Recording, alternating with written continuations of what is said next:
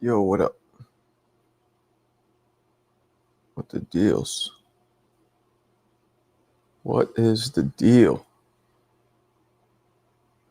How we doing? Why does my layout not look good? Looks, oh no, it looks fine. All right, let's see who we got here. Let's see who we got. Smoking Mo. Mick, what's up? Mo. Aiden, What up, Marco? What's good, guys? Bitch, what's good? You missed a pretty good night of fights, Marco. I went to the San Gennaro feast. That's what I was doing. Did you see what just happened with the Oscar Hayaza fight? That's crazy. No, what happened? Stoppage. Vason was probably winning the fight, and I think his dad in the corner just ended it randomly. Like he was winning the fight, unified world title fight. Was his dad Kenny Porter? Yeah, right. No, but the commentary team was like, "I'm at a loss for words." Like I don't know why they just ended this fight. He was winning, so. Oh, his dad threw the towel. Oh, I thought it was a stoppage. I thought it was ref Yeah, stop.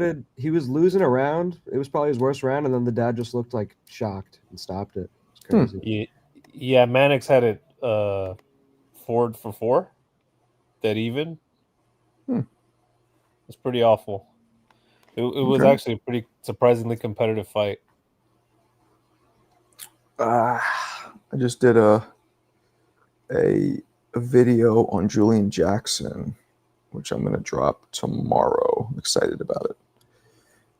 Word. That's great. Yeah, man. Julian was... You familiar with Julian, Aiden? Yes, hard puncher. Yeah. He's it's one of the nastiest knockouts anybody's ever seen, this one. This one was just filthy. Was he the Eagle, Julian Jackson? Eagle? He was like his name. Oh, the Hawk. Like the Hawk. Yeah, he was the Hawk. I talked to him. I have his number. I talked to his son. His son was a pro fighter. His son got a really bad knockout as well, though, eh? He what? Really one of the worst ones ever as well. His son. Andy Lee. Julian, yeah, Mike McCallum. Mike McCallum put him out twice, I think. Who, Julian Jackson's son? Oh, Julian Jackson's son got knocked out bad? Aye. Andy Lee knocked him out bad. I remember Mike McCallum. That's what put McCallum on the map. When he beat Jackson, people were like, "Oh shit," because Mike McCallum is the top 3 hardest straight right hands in history for me, pound for pound, obviously. Top 3. Like he hit so hard. It was I want to say it's Wilder, Jackson, and Hearns. Oh, excuse me, Wilder, G-Man, and Hearns. Those are the 3 hardest straight right hands ever in history for me. Matter of fact, I think we're doing a video. Excuse me. I thought you were talking about Mike McCallum. You said G-Man. G-Man, no, Gerald McClellan. Yeah. So, Marco, me and Mo were having a discussion before we came in here where why fighters didn't sell in America. But he did say, why did Joshua, he said Joshua could fill a stadium, but it could be fighting a ham sandwich and he would fill it. But, he was kind of a phenomenon on Eddie Hearn and he was sold, people were sold on an Eddie Hearn show as a night out rather than a boxing event, which people didn't see. But a lot of people forget Eddie Hearn didn't start promoting till 2010. And people say, oh, he got his dad's company and that, but there was no fighters before that for 5 years. They all left Frank Warren in 2010 to go to Eddie Hearn. He never had fighters for, there were 1 or 2, but nowhere near what he came into and built. But he built a night out, which is what helped Joshua. But what helped him as well was he went and he fought in undercards all around the country, be it Scotland, England, Wales, and by the time he was ready to go for the world title, he was known all round, eh? But it's a lot of that shows were sold on going for a night out, and it's the same. It kind of went over to Dubois, Usyk, Fury. So that's a good thing, but in America it seems to be, as Mo was saying, the guys who were the 3 best of the generation well, just didn't sell them. we kind of talked about this before. It's because we did this actually. We went over the top greatest. We went through the 10 or 20 greatest fighters of all time, right? Universally recognized, and 80% of them were American. So that just shows you that the majority of successful fighters are here. So when you have a huge pool to choose from, you start getting picky. But you guys, like Scotland, or when you only have a couple guys, the whole country supports them hardcore because there's nobody else. But here, we have the luxury of being like, I don't like that guy, but I'll go with this guy, or fuck him. I want the guy from my state. Like, you'll just be happy to have it from your country. Well, we were talking about not. So this discussion began because Mick said people say boxing is dead, but these three fighters who are the recognized top 3 pound for pound fighters, right? Usyk, Inoue, and Bud, they're so great, which they are. They're excellent. They're all in their own right are like deserve somewhere, in the top 50 all time greats, right? I think that's top 50 at least, right? Mm-hmm. But I said my retort to that was the reason why people say boxing is dead is because even though those 3 guys might be the best 3 fighters in the world, American or not, none of them are really hugely commercially successful in the States. That's why I said they say that. So does that so like what you said, Marco, those top 10 all-time greats, how many of those were actually commercially successful though? Ali Commercially? Well, Leonard? There's very few fighters who are ever commercially successful.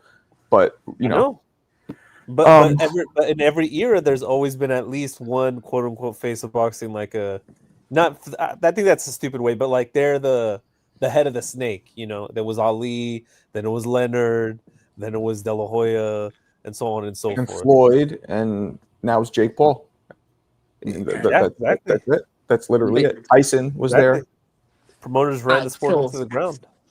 What I said to start with was we just fell in the last 15 years short, just putting these 3 up. Because when you think of it, you've had the 2 greatest Olympians ever who became pro, went through weights and world titles, and the 2 greatest amateurs ever, and Rigondeaux, Lomachenko. Start looking at Canelo. Canelo's been for the last 15 years. These guys, there's loads of guys that have been did there. it the right way, Mick. Canelo foregone. Foregoed. How do you say it, Mo? Foregone. When you forego something, but in past tense. Foregone. Foregoed. Anyway, Canelo foregoed his amateur career because he just went to the pros and fuck it. Look, it worked out better. Less brain damage, more money, more adulation. But not only that, Marco, but Mexico notoriously has a very poor amateur system, which is one of the reasons why that is the case. Why that's a lot of Mexican fighters in general. Not to mention the all-time greats, but in general, they're not. They don't usually go the amateur route. So like that Marco Verde guy, he's kind of like the exception. That's not very common for good pros to come out of the amateurs. We don't know if he's a good pro yet, but just saying. If he is. He's exception. Where's everybody at? Oh, the alert didn't go out. That might be it. The past tense is forewent, but forewent. Thank you. Yeah. But you mentioned it didn't work for me. You mentioned someone named Williams. I always felt like Paul Williams. Jeremy Williams. I mentioned my friend. He was one of the greatest heavyweights amateurs of all time. Oh dang! I've never heard of him. Yeah. Well, you're not alone. What's funny, Marco? I saw a viral clip of him on Instagram the other day. And I was like, "Hey, that's fucking Marco's buddy." And I would have never known the guy unless he got knocked out. No, it wasn't. I think it was like a sparring clip of his, and it was not him against Lennox Lewis. Yeah, that one. Yeah, when he body slammed him. Yeah, that was he was helping Lennox get ready for Holyfield. Why does this keep doing that? It's so weird. You see my camera just goes out. Just does that randomly now. I wonder if my camera's breaking. Hope not. For the record, I said forewent first. So. Dang, is it plugged in correctly? Like, is there any adapter or anything? There's an adapter, but I mean, there we go. I didn't touch it. I don't know. It's been doing that. Whatever. It wasn't that expensive. If it breaks, I just get a new one. But I want to get a connection or something. I want to get a new computer because my computer's so old. The camera this comes with is awful. My computer's from 2019. Bro. Tax write-off. Well, I got to be able to fucking afford the shit, but we're getting there. I have a friend of mine works at Apple. He's like a high up at Apple. He gets me like 30% off, which adds up when you're spending, $2,000 on a computer or whatever it is. It adds up. Yeah, it's like $600. Mm-hmm. So, what's up, everybody? Clarissa, what's up? Homegirl, Kalia. Sorry I didn't say hello earlier. How are you? Hello, Clarissa. Hello, Celia. Mamoon, what up? My moon's back. But Mick, that's a really good point, and something that's kind of been troubling me is like, damn, dude, all those guys that you mentioned, they're all like long in the tooth, especially Bud. And when they retire, it's like, fuck, we're gonna be fucked. Who's gonna? Appreciate you, CJ. We need 9 more. 9 more. It says the corner stopped a great fight early. Yep, that's what the people were telling me, CJ. I didn't see the fight. I was at the San Gennaro feast in Westchester. And see, like how you said it, like they were almost. They're also. We have an uncle that's the whole era. Oh. You said that's the whole era, but that's the last 5 years when you really think it. Right. Yeah. What's up, Seti? What's cracking?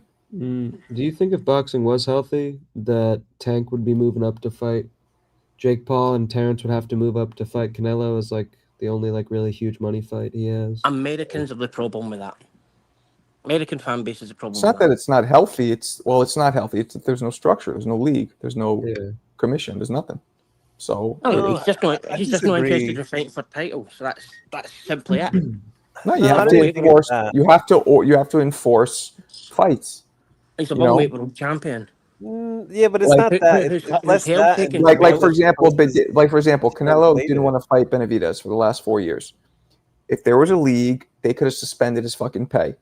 If you're in the NBA and you say I don't feel like playing in the playoffs, that team's 25 pounds heavier than me. But you get tickets for titles and then lose your money. Like they need to do shit like that. What happened to Canelo for not fighting Benavidez?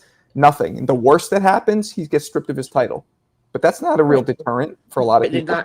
That would have damaged Tank, no? Because he won the second titles. Right. So you need a suspension. You can't fight. You're out of the league until you fucking fight. That'll fucking. You know what I'm saying? Like you need culpability. But people say though, I could fight him and he gets like a million buys or whatever it is.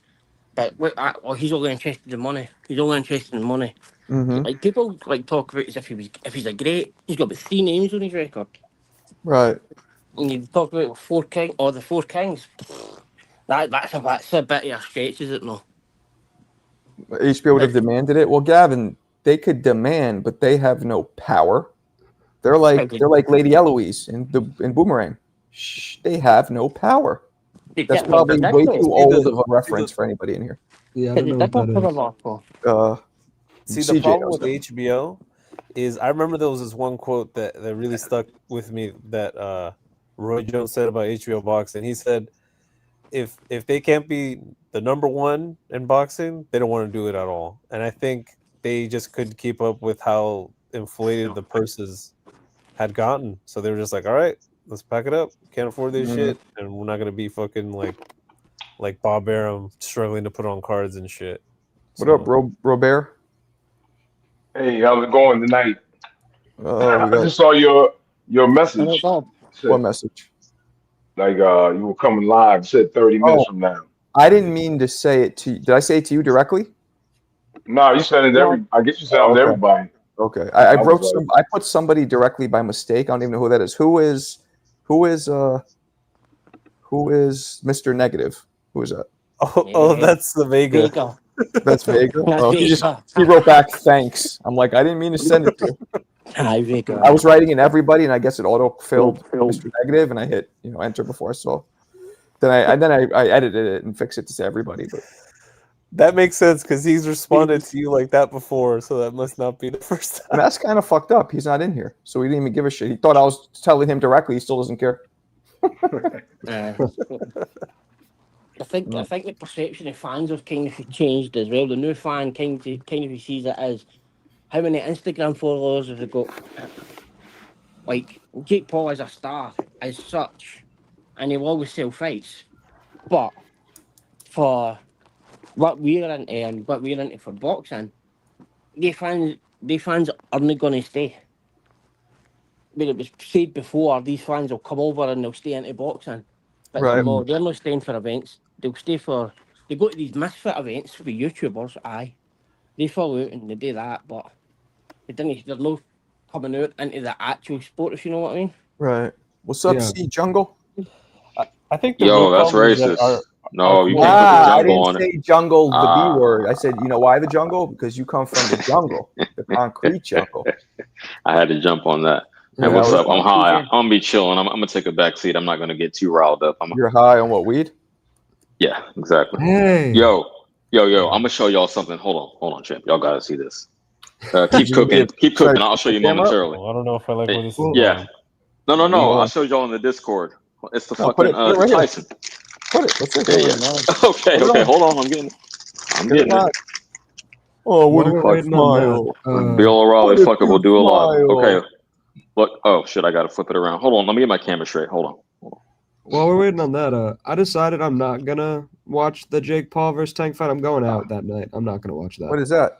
Oh Marco, you shit! see this? This is I a do. pipe. This is a Mike Tyson pipe, with the autograph and tribute to me and my glove. You know what I mean? But it's an actual weed pipe.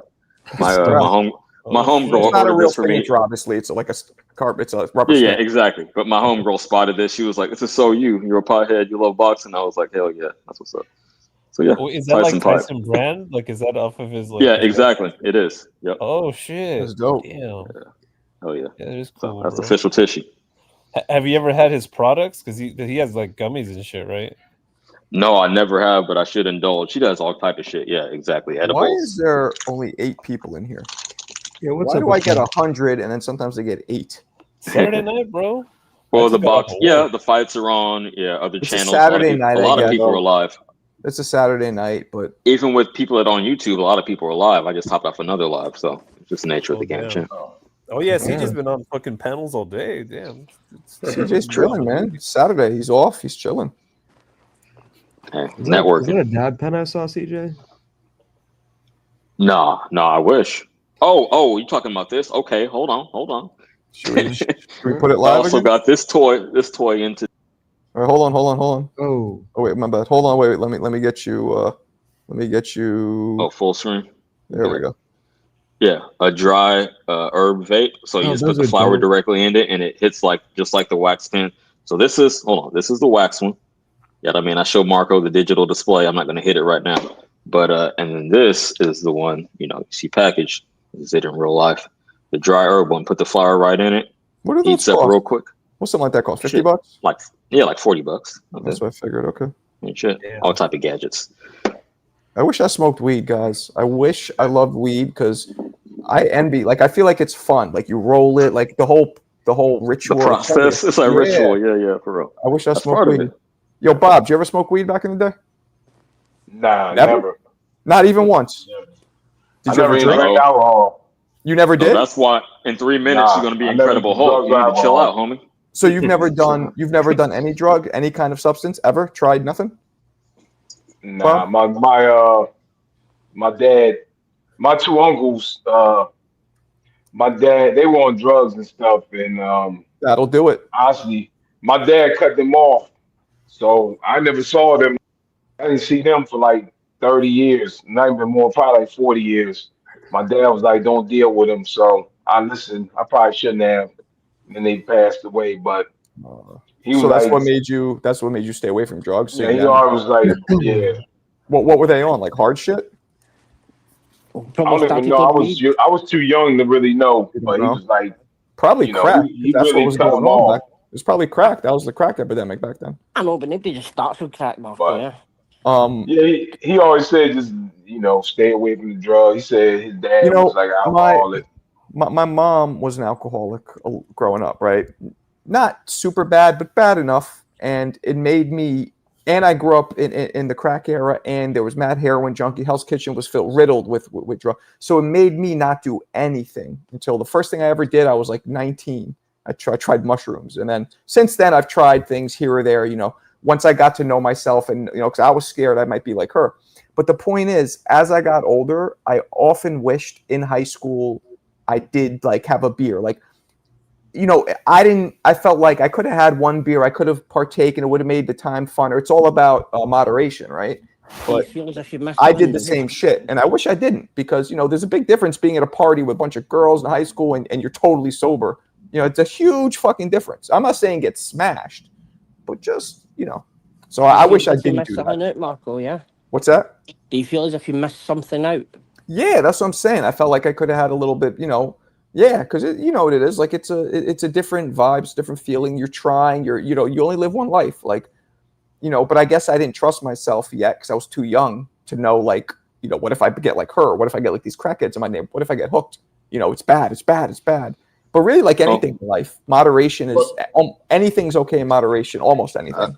I got an addictive personality though. I got a problem eating candy. Like sometimes I can stop somebody. So I figured, oh yeah, I got a addictive personality. I might have been hooked on it. So right. So there you go.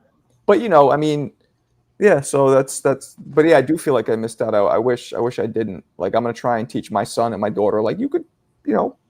You have some fun. Just don't go crazy. See, I don't know if I could do that with the kids. Again, that's all hypothetical for me. But I'm gonna say it like this: like I was of the mindset, like you said later on, like I want to live life to the fullest. So I did a little bit. I never took a shit too far, you know, no felonies. But no, I wanted to do a little bit of everything. That's why I had. Be honest with y'all, and you're gonna think I'm capping again. But I honestly, in an inclusion to being an engineer, that's not even counting that. I've had 34 jobs, so I would stick with something for like 2 years, or 6 months. Yeah, no, I just wanted to experience a little bit of. I'm a jack of all trades for real. I changed my major a few times. I just want to do a little bit of everything. So I did everything, but I never took it too far. Nothing extreme, because I did have that bad example also in front of me. But I also wanted to live life. I knew I only had one time around this bitch, so I did everything. I mean. Well, I'm pretty satisfied with my choices. I could have been worse off. Here's the thing, K Mula. I've tried weed and I don't like. I've vaped it. I've never smoked the flower because I don't like putting smoke in my lungs. I feel like that's unnatural. But I've vaped and of course I've done edibles and I don't like the way it hits me. If I did, because you know it's totally safe. It's non-addictive. You know, at least not addictive physically, maybe mentally.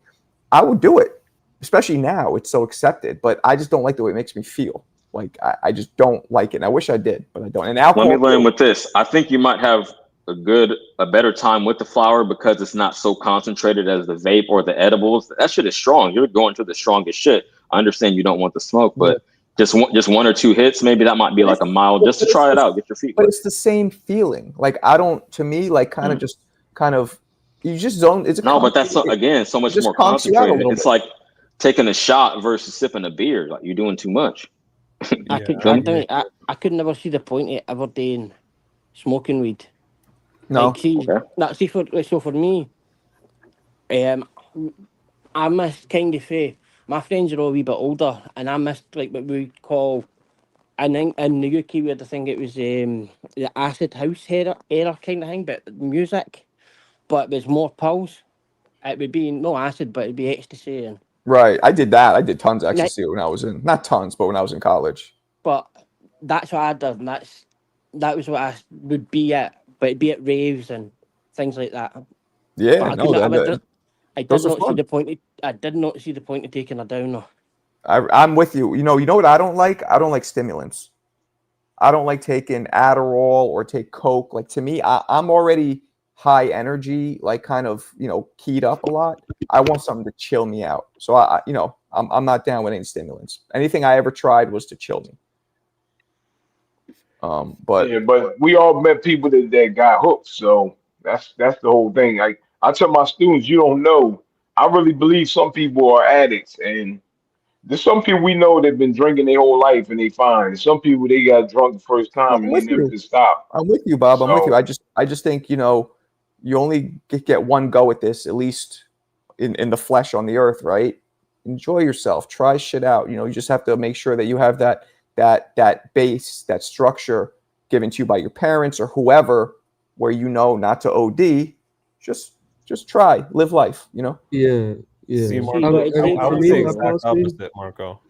Say again. See, for me though, Marco. Go ahead. Like, see, like maybe the years ago, there used to be like what you would, well, certainly in the UK, you would have there would be rules, kind of rules how you could sell drugs or whatever. Like no outside schools, not to kids, but etc. But see now, there isn't any rules anymore. The kids are the people selling them, and mostly the gateway drug is buy weed, right? Mhm. But then you also were told as a kid, don't smoke. Don't smoke where your parents are standing with a cigarette in their hand. Don't drink where they're standing with a drink in their hand. And then it's didn't smoke weed, because then they're standing with a joint. But you didn't do it. See, everything you're told not to do, you always try. So Yeah. I think you've maybe got the right idea there. Saying, go and have a try it to your kids. There you go. Yeah. What was Mo gonna talk or Aiden? Yeah, I was gonna say, when Okay. I was that age, man, I was the exact polar opposite. I went whole hog, like I flew way close to the sun, bro. Yeah, I would I could tell. anything my friends would give me, I'd fucking eat it. I would snort it, dude. I'd fucking You didn't give a I shit. did But it everything to seems shoot though, up. Mo, that you had some kind of restraint because you didn't get hooked, right?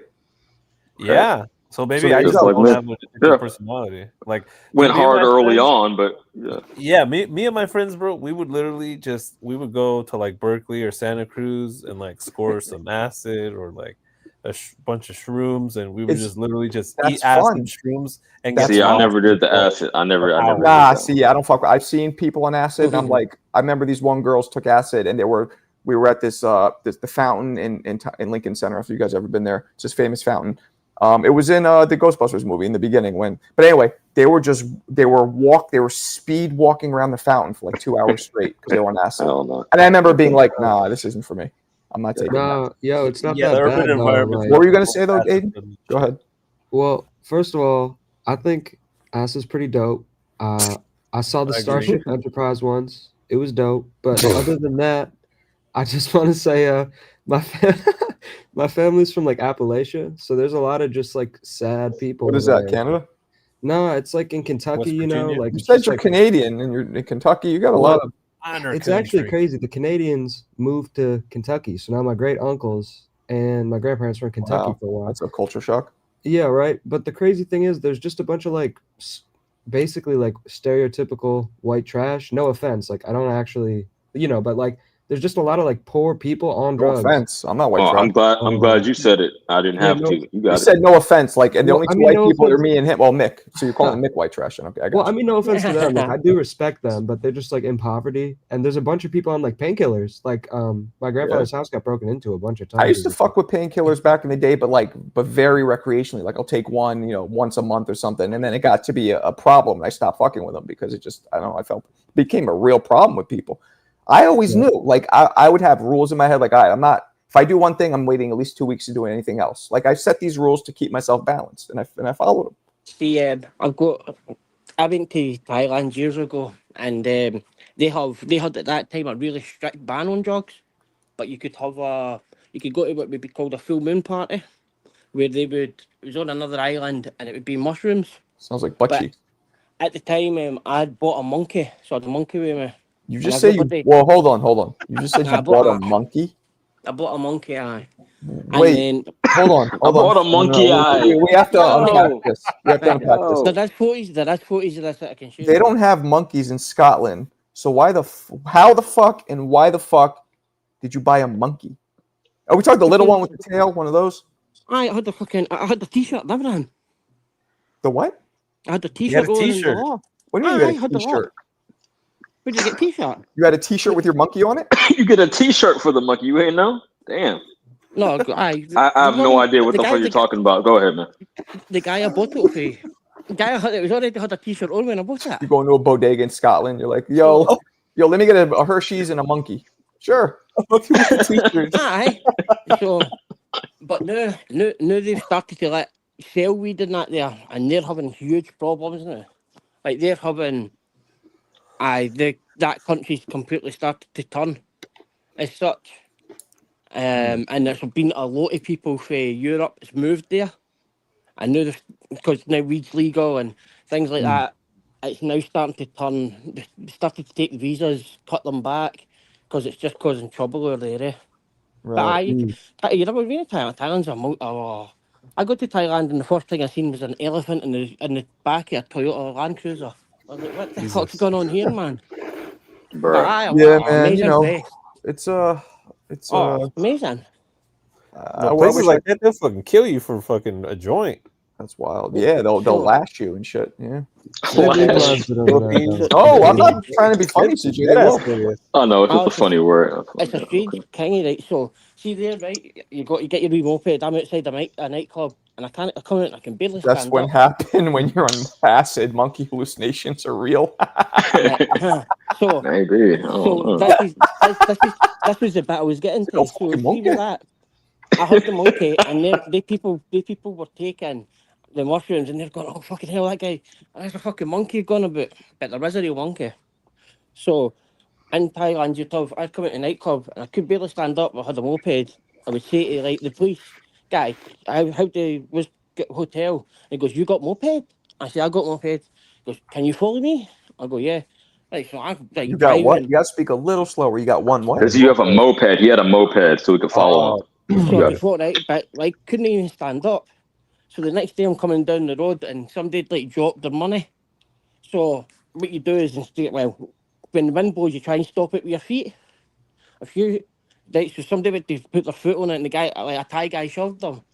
And he says, if they catch you standing on that note, it's 2 years automatic in jail for standing on the king's I head. don't want no fly guy. I just want a Thai But, guy. Yo. some of the rules are crazy. Or That's a tranny song. All right. Well, right, that's I'll cool. send you a photo of this monkey, you know. That's cool. Monkey, isn't it?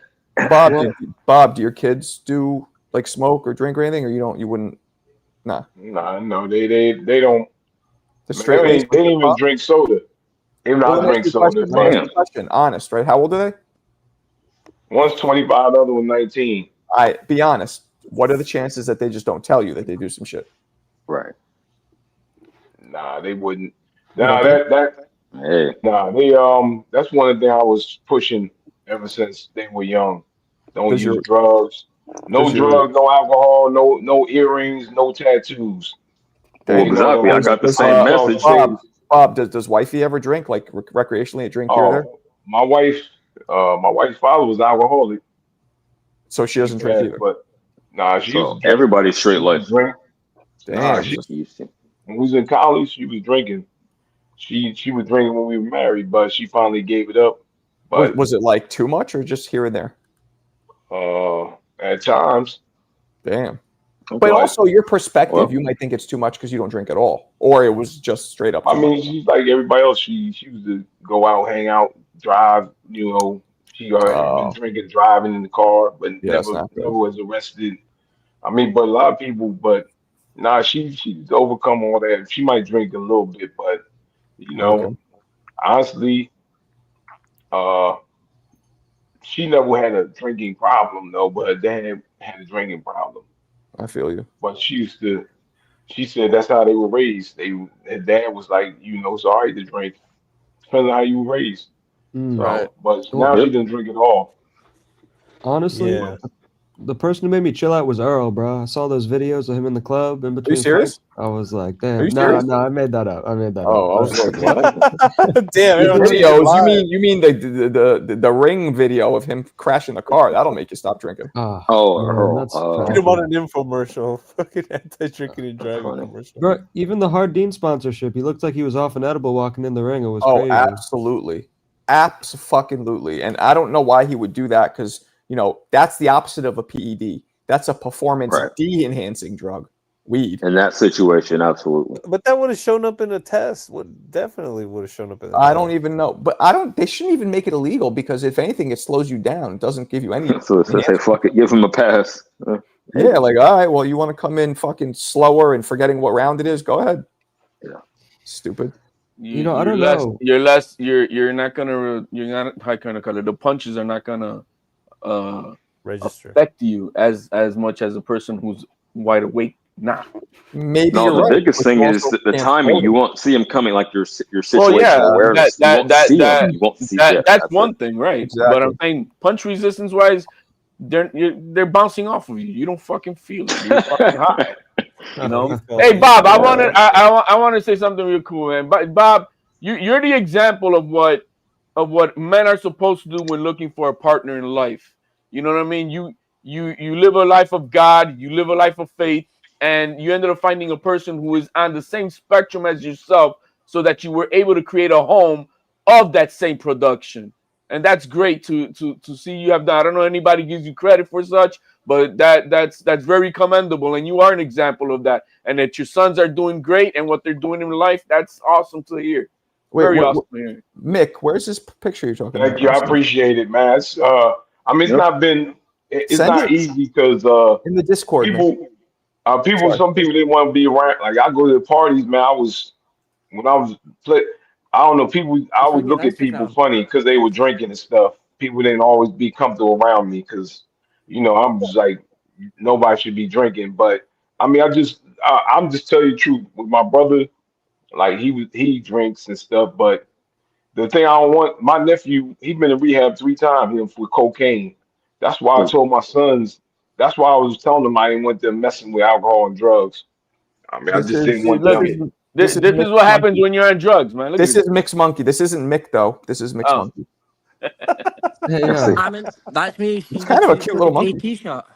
See behind on the right hand side. That's me smashed. Aren't they mean? Don't they smashed? Don't they get mean? Is that a toy monkey or a real monkey? They can, right? No, that's a real monkey, man. You're welcome, Vega. It was unintentional, but you're welcome. Devin Haney had a monkey and he killed it. The fucking didn't know how to take care of it. What? Yeah. Right. David Jamel Charles just got a baby monkey. So Jamel posted on monkey in my Instagram. pants. He has a new pet monkey. Oh. Well, we know it's a baby monkey. It's just a cute little newborn. Okay. Well, I always keep my monkey in my pants. That's what I'm saying. I doubt that. You should probably unzips itself. Sick fuck. Speaking of fucking monkeys, I could definitely see HLB and a dirty old man at the bar, like, "Hey, bitch, We don't know how I got old a he pocket. I got a pocket full of blow." is. He could be in his 50s. Are you in your 50s, HLD, or you refuse to tell us? I'm in my 80s, man. You don't want to tell us. See, this is the weird shit. I just told you I'm in my 80s. See, I'm not even asking for a specific age. You give me a range. Jesus Christ. Bro, this guy acts worse than a toxic girlfriend, bro. Where you been? It's just a little weird. insight. The perfume I smell on you. It's weird. Yeah. What? Who got the cocaine? I don't know. HLD probably. I mean, hey, him and Tio, right down there in Florida, Who got right off the shore. Come on, man. It's Bill Haney who we seen on cameras doing blow, bro. Is that His real? name is HLD Montana, a political prisoner, and he demands his rights. That's racist. Marco, what do you think of Richard Torres versus Moses Saitama? Richard Torres is asking for that fight. He wants to smoke. I love that fight. I think Itama's too big, but that's two southpaws. Oh, that's the fight I said I wanted to say. That's a good fight. That's great. That's what we need to do. Torres might not be he's willing to go to UK for it. Hey, I'm down for it. I'm telling you, man. What should happen, people, is Itama versus what's his name? Hergovic? No, Itama versus Ajit Caballero, and then the winner gets a shot at Usyk. That's what we need to do. Ajit Caballero spent his life. Is that you guys got that kid so high on the spectrum, thinking that he's all that? Who, Moses? Hey, let him prove it. Like, give him the opportunity. At least give him the opportunity to prove it. That's all I say. I don't think any of us have tried heroin. No. I have not. I would say I'm the most likely one too. I don't fuck with Haran but that's like the biggest no. One of my I have this girl who used to work for me, right? And she's from Taiwan, right? She moved here. She speaks English fine, but so she started dating this guy. She's like, she's like, yeah, it was going well, but he just told me that he has a little drug problem that comes and goes. I'm like, oh, okay. Well, you like him? She's like, yeah, I like him. He just told me to be honest. I'm like, oh, what is it? She goes, it's crack. I was like, listen to me. In America, that is a huge red flag. You don't just stumble into some crack. Like heroin and crack are the two drugs where you stay the fuck away from anybody who does those. Those are bad. But it was funny how she didn't know because it's only recreational, man. Come on now. Yeah, you say that though, Marco. But like then they were seen as the dirty drugs, yeah. And so again, like heroin and crack, they were seen as the dirty drugs, whereas cocaine what was drug? seen I don't understand the word. Dotted? What'd you say? Dirty drugs. Dirty. Okay. Yeah. Yeah, I ain't never seen a they're dirty. recreational They're nasty. crackhead. Those leave people looking meth. But cocaine was seen as the the celebrity Yeah, drug. it's expensive. especially in the 80s. So what's the difference between crack and cocaine? Well, Well, it's crack- synthesized. It's just the perception is that it's making just crack like it's this. cheaper, so One, it's I Making once crack got like this. one's Hell of a pure, lot cheaper. another one's got petrol and whatever in with it. But the one that's got petrol and all of that in with it seems to be was the one that was, oh, this is what the celebrities take. So Well, I'll tell you There's this: I've seen plenty of crackheads and I've seen plenty of cokeheads, and they are never I in the same tell stratosphere. no, I exactly. know You someone can be that highly productive. Crack Never is mind. not Never a mind. part-time drug. I've never seen a part-time crack. There you go. crackhead is Yeah, no. When full-time. you let your Yeah. brain go there, you're at rock bottom. Same thing with heroin.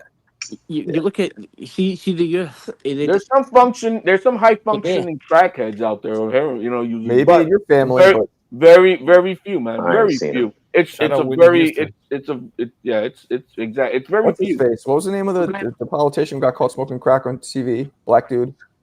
Talking about the Marion mayor Barry. of DC. Barry. Yeah, Yeah, Barry. Barry. Yeah, him. Marion Barry. Clarissa said Broner. Broner's a high functioning crack. Shut up, brother. Fucking Yo, I'm watching this fight late, man. I can't believe they stopped this fight. Collazo versus.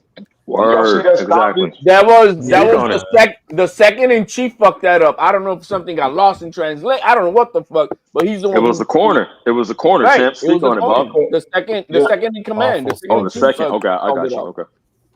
That's Now, What the crazy. fuck? apparently, So Yasu was apparently getting the tagged up. Filipino dude. Yeah, it was very competitive. I think he blew his load in the first couple rounds trying to get the early stoppage, and that's what fucked him. Don't we all? But yeah, but I mean, exactly. But the Filipino dude, I think apparently he came down in weight for this fight. So maybe Right. they in the corner were like they know he had a bad weight cut and they didn't want him to get fucking laid out. But I mean, I don't know. DMX was To no me, it comment. didn't I look mean, like it was He necessary. wasn't even hurt. At the time they stopped him. Yasu's a good champion. He's not got a great champion. I think we've seen him get buzzed up and chopped up a few times in some of these fights. So I don't know if it's a matter of time before somebody catches him. But Who's this? Koyasu, the guy Well- who's speaking tonight. Now, what I'm disappointed in hearing is Gabriel Fondora with the cheat code. So this chick is talking about she's fighting all these midgets because they're all midgets to her. Oh, come on. And Go ahead. then today, at the end of the fight, she's talking about wanting to go down in weight, not go up in weight, but go down in weight. I'm like, what the fuck is wrong with this girl? Okay, now I'm with you on the second part. Yeah, completely out of line to overextend to her advantage. But I'm gonna say this more to the point. She's just like Sebastian was before his last fight. She's not using her length, even though the girls are I wouldn't say they're midgets because they're just average sized women, and she happens to be like freakishly tall, so not midgets. But yeah, okay. This might, excuse me, the lady might be 5'6". Okay, cool. But going down in weight, I can't condone that. But she doesn't even use her length. She wasn't sticking at the end of her jab. She happened to exchange and overwhelm her. But oh man, I don't like how she fights too much. I mean, shout out to her for being successful, but I think she should utilize her natural advantages. Is my point. I'm with you, Vega. I don't think they have she 2-minute rounds, bro. They have 2-minute rounds. I'm looking at her. She can't be Am I the only one she don't look healthy? See how skinny she is? Wait there. One at a time, you savages. Her and her brother have a condition. There's a truth of fact to that. They have some type of thyroid condition. She's That's why she's so skinny. I want to just like Well, she looks this, right? What's up, CJ? You say that she doesn't use her natural advantages, right? But then you're complaining that she's going to go down in weight and use her natural advantages. No, I'm not. I don't want her to go down in weight. I just want her to move up and use her natural advantages because she's big enough. That's what I would rather see. I think for the most part, she does get full extension on her punches, but it's I mean the guys are constantly. She was letting no girl get inside too much. She just happened to be stronger, in my opinion, and more skillful. To be fair, but she happened to win the exchanges. That's what I'm saying. She wasn't like she herself said she was trying to. She probably went. Her a little too early, but her level of hitting is her power is different for these young girls. It's different. But she's tall. She gets a lot of leverage on the punch. Right, and so you can hear them. You can hear them. But Am I impressed? No, because she's fighting, and I'm sorry, they are mixed. She's 5'8". She's fighting 5'2" girls, 5'3" girls. She's Like, 5'8". Damn. Yeah. Class. You She see, that's what I'm saying. like a She looks like giant. she's 6. Right? She looks like she's 6'3", but she's not. I mean, I enjoy her fights. Like, female fighters don't normally get knockouts, but she be battering girls. What's up, Mikhail? What's cracking? I'm all for it because of that, Aiden. But going down in weight, I'm not a fan of her, man. I'm not a fan of her with that Not shit. that, yeah, that's not. I want to see her. I want to see her. You know, like, yo, I thought you want. So you want to try. You want to become undisputed at a lower weight class and shit like that instead of trying to challenge yourself. I'm not. Yeah, that makes no sense. That's a bad idea. Look the male professionals went up Oh, and that'd be crazy. Went back down the way. Need to complain when Manny Pacquiao went to 154 and then came all the way back to 140. There's no complaints then, was there? No. Starting up, she should be at 122, No. I'm not a fan of it in general. So Floyd went up and then came back. Went up, came back. So all the good boxers, the greatest boxers of their generation went up and came back. But Don't come back. With its limited talent. Shout out Marco and Roy Jones. Y'all must have forgot. Y'all must have forgot what happened. Could have been Amanda Serrano at 126. I saw Amanda Serrano came back down the way, you know. I must have forgot. Well, exactly. I love that fight. That's like a huge purse. They're not gonna spend money to give that to Gabby Fandora. Not part of that organization. They're keeping that money in. So, HLD, it was all right for Amanda Serrano to come back down the weight, so why not? I would like. I mean, you know. No, but she has. I would like.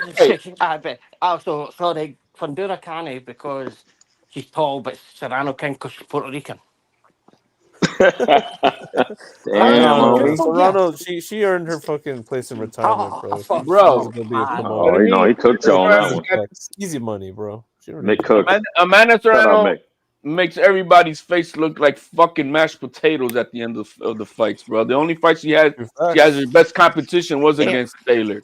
Other than that, that's strictly about dropping weight, though. That's why she got. That's why. What weight? She went back down to where her championship belt is at 126. She went up 3 weight classes for Taylor. Let me see who else is doing that. Let me hear Gabriel Fandora say, you know what? I'm gonna go up 2 weight classes and challenge somebody. 3 weight classes. Is this her first weight class as a champion? I'm saying that genuine. I don't know. Is her first weight class as a champion? I think it is. Yeah, I think it is. Okay. Fair enough. You've got to remember the talent pool is tiny as well, yeah, in women's boxing compared to men. So there's only so many fights at so many weights. But I've got no issue with Amanda Serrano being a great boxer and that, but because you've got to be real, HLD. You can't ever go at one person for going down and then say another person's the greatest boxer ever, seven weight world champion. I can't hear what you're because you can't say that. I understood him. That's funny. Just because it doesn't help me out. Translate. Okay, he said you can't. All right. You can't say that one person. It's okay for one person to go down in weight, and it's not okay rather for one person to go down in weight, Gabriel Fandora, and say another person is great because he went down in weight and he's a 7-weight world champion, and I assume he means Manny Pacquiao. Y'all got it. Yo, I'm the high one on the panel, and I'm the one translating for me. Okay, started at a lower weight class. So Amanda Serrano could move up and down and move back down the way, but it's not right for Fandora to do it. So because she's no Puerto Rican HLD, is that no. To back HLD up, I think his point is she went up first and then moved and then dropped back down to where she was naturally. Yeah, because that's the distinction. That's where she has her belt at 126 undisputed. But you can just keep going up. She never hit the top, did she? Just keep going up indefinitely. I don't know. Bro, Amanda's the real true 7 division world champion. Unlike Manny Pacquiao, we established that the other day. Manny's only 6. I agree. Manny's only a 6-weight world champ. I've got some great Manny Pacquiao facts to come up, Marco, but like see this big weight jumps and all that. But I agree with Bob that Gabrielle chick, she does not look healthy, bro. She looks, she's like another ounce away from looking like Tales from the Creek, bro. She's you tripping? That's just how God made her. Crib keeper, shut up, the crib keeper. Bro, her eyes are about to pop out, bro. Tommy Hearns look like that. Like Sargoya look like that. No, they ain't look like that. No. See, Have you ever seen them Asians when they say the oldest person in the world, 120 years old and shit? That's what she almost looks like, bro. They're like, what No, the you fuck? tripping. Who? Nah, she Gabrielle looks healthy, cut Fundora. up. What you mean? She got 6-pack. Bro, would you hit it? Hell yeah, I hate it. What the fuck? She's like Negative 22 years champ. old. What? I put a You baby would? in that, No, bro. Sergio. She's going home pregnant. I'm sorry. You would? Hell no, bro. I think that shit got teeth I'll out be there, bro. I'll be happy to be the Mr. Undisputed That champ. shit's probably Oh, abnormal shit. with teeth and shit, bro. I wouldn't. Yo. HLD, go Wow. stick a photo up of your partner, right? Shout HLD. out We'll see the HLD. difference. We'll see the difference between her and Fundura. We'll hear a vote in the panel. Who would you rather do, Fundura or your Mrs. HLD? What do you say? Help me out, Why guys. do you think you put your partner up in the footies and we'll see if Fundura's a better looking woman than her? Ooh. I can't hear what he said, man. Help me out, guys. So why you think he put He said somebody post your up there? work. Yeah, he said post your Oh, work. he said if who's you got hotter, a better your one old than her, lady or then Gabby Fundora is what he said. Hey, He said, "Let us be let the me see judge." it. Let us see her. okay. You want to see my what? His What? work or your work rather. My work? You want to see my female monkeys? What the fuck? Hey, wouldn't man, I say got that. several of them, man. Strange you did that HOD, but Okay, sounds like Alberto.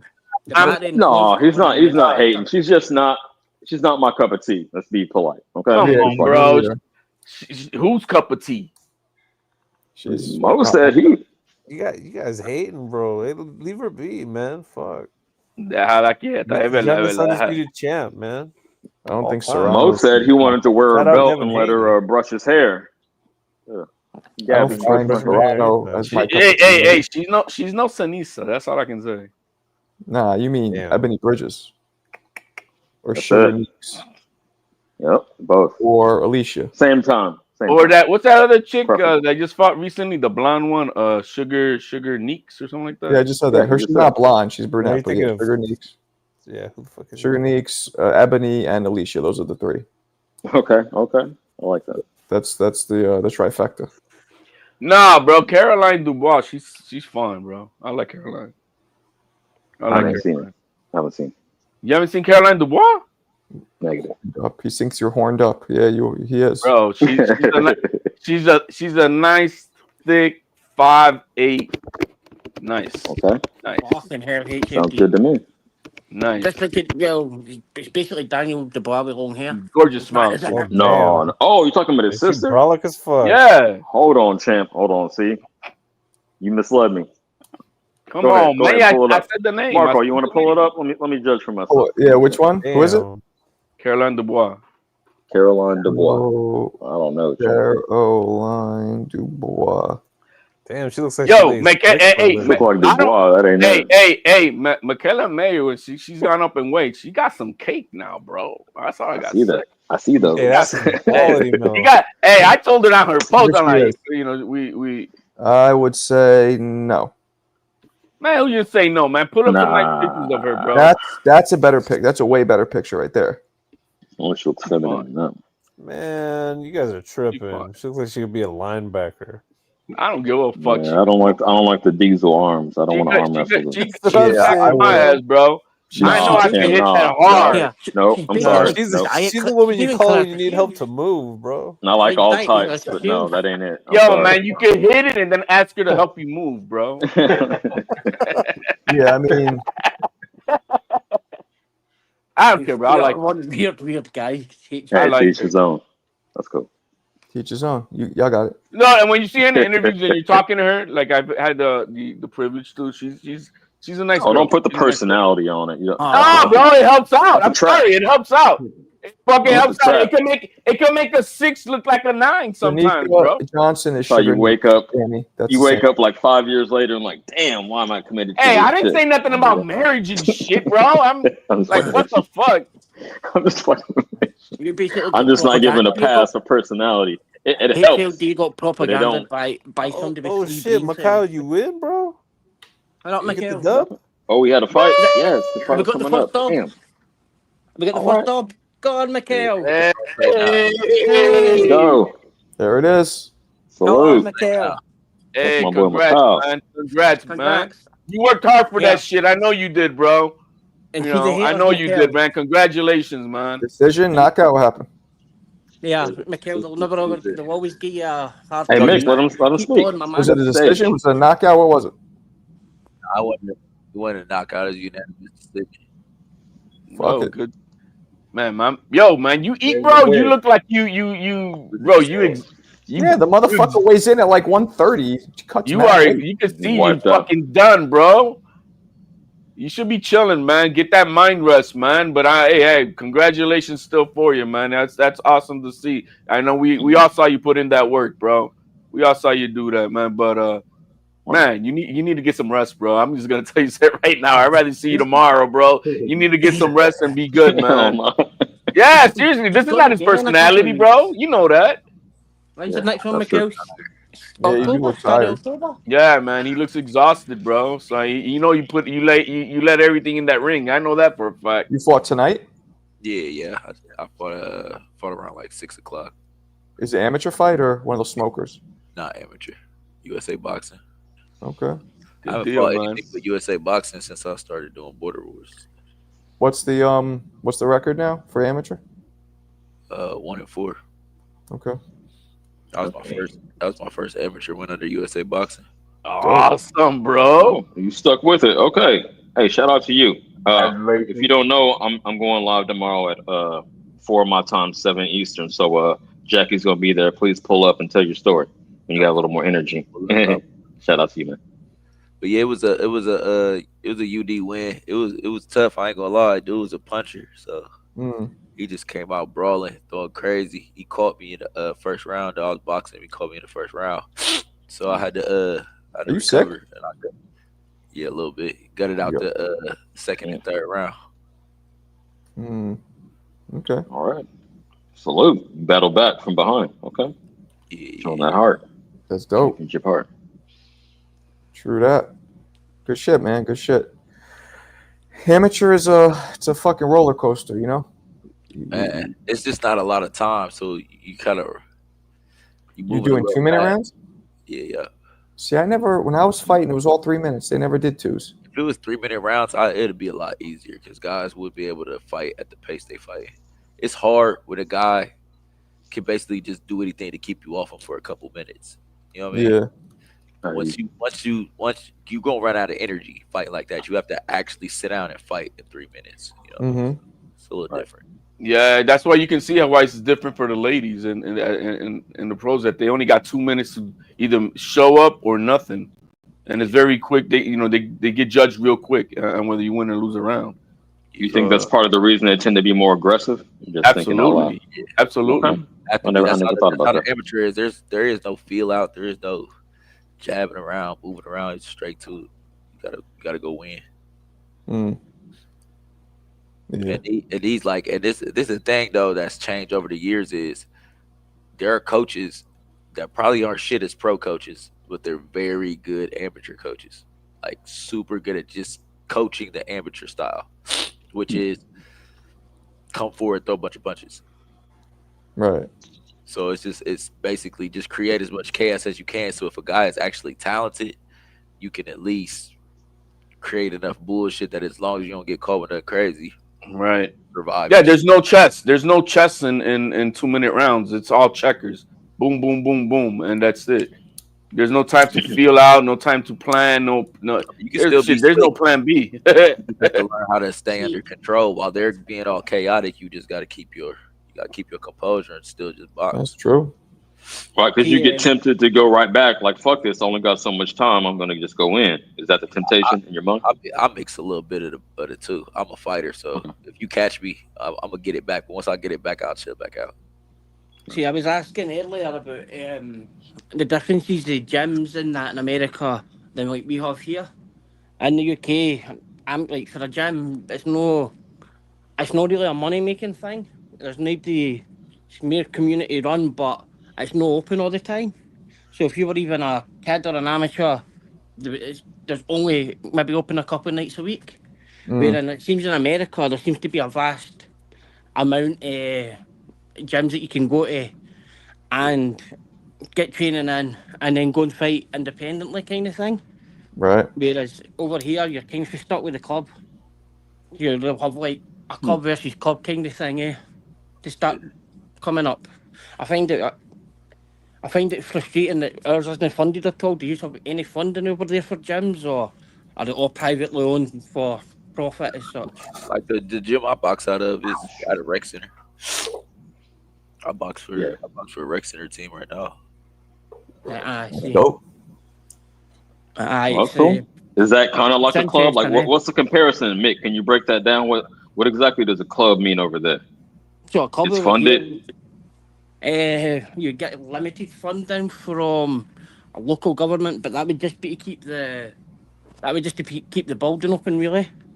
But it would be that's all that they really do at the end of the day. Like I box for Buster Douglas boxing team now, so like that's just where he's at, and then he brings in the funds for the actual boxing program. Like he's the one that actually helps us out. Right. So. I see. Okay. there isn't really. Hell yeah. I'll be right back. Maybe only about 2 or 3 gyms that are for professionals. Would you say? I would say professionals, but there's very limited trainers in the UK. But they would have their own gym. But like amateur, just coming up kid level amateurs, they're all run by volunteers kind of thing to start with, or all boxers to a point where it is only open a couple of nights a week. I find that there's no funding for it. But I find it really difficult to see where funding can come from. I was just thinking if there's another way to do it, because like the clubs here are just basically surviving. Yeah. And if it wasn't for local people putting money in to keep them open for like fundraising, they would all be shut. Yeah. Struggle here really badly. Okay. We're able to actually, by throwing shows, we're able to raise funds. Like I got to fight October 18th for this benefit, and that's what it is, basically a fundraiser. Mm-hmm. Is boxing a sport that's most different from amateur to pro? You know, like all these other sports, boxing with the headgear, the 2-minute rounds. It's like it seems like it's the most different going from amateur to pro. I mean, yeah, that's a great point. You might be right. It's a big adjustment because they're two different sports, but it's the same. It's like boxing's not like nothing else. It's two different sports, but the same game. You see what I'm saying? The only way you learn how to play the game is by boxing amateur, but then you start to transition into certain other things that are more the element to the pro game. So like that's the thing I was like trying to say earlier. Like my style is like the style I'm fighting in right now is more suited for the amateurs to try to get wins and win the fight, but the style that I usually spar in is completely like the style that I fight in is right now is super high end. Like I'm going a million miles an hour basically, but the style I fight in when the fight slows down, it's the hurt game. We 3-minute rounds and we just both just trying to hurt each other. It's completely different. Okay. Now, do you feel that could that hurt you? Could that be a detriment that you're not sparring in the same fashion you got to fight in? Just diversifying my game. You need both. You got to be able to box and you got to be able to fight. Again, I'm ignorant, so I'm asking you, picking your brain as a fighter. It's no disrespect. I'm just wondering. Okay. Cool. I mean, but there's people that don't take the time to learn both. Like dude I fought today, he's just a fighter. He ain't know how to box for real. Okay.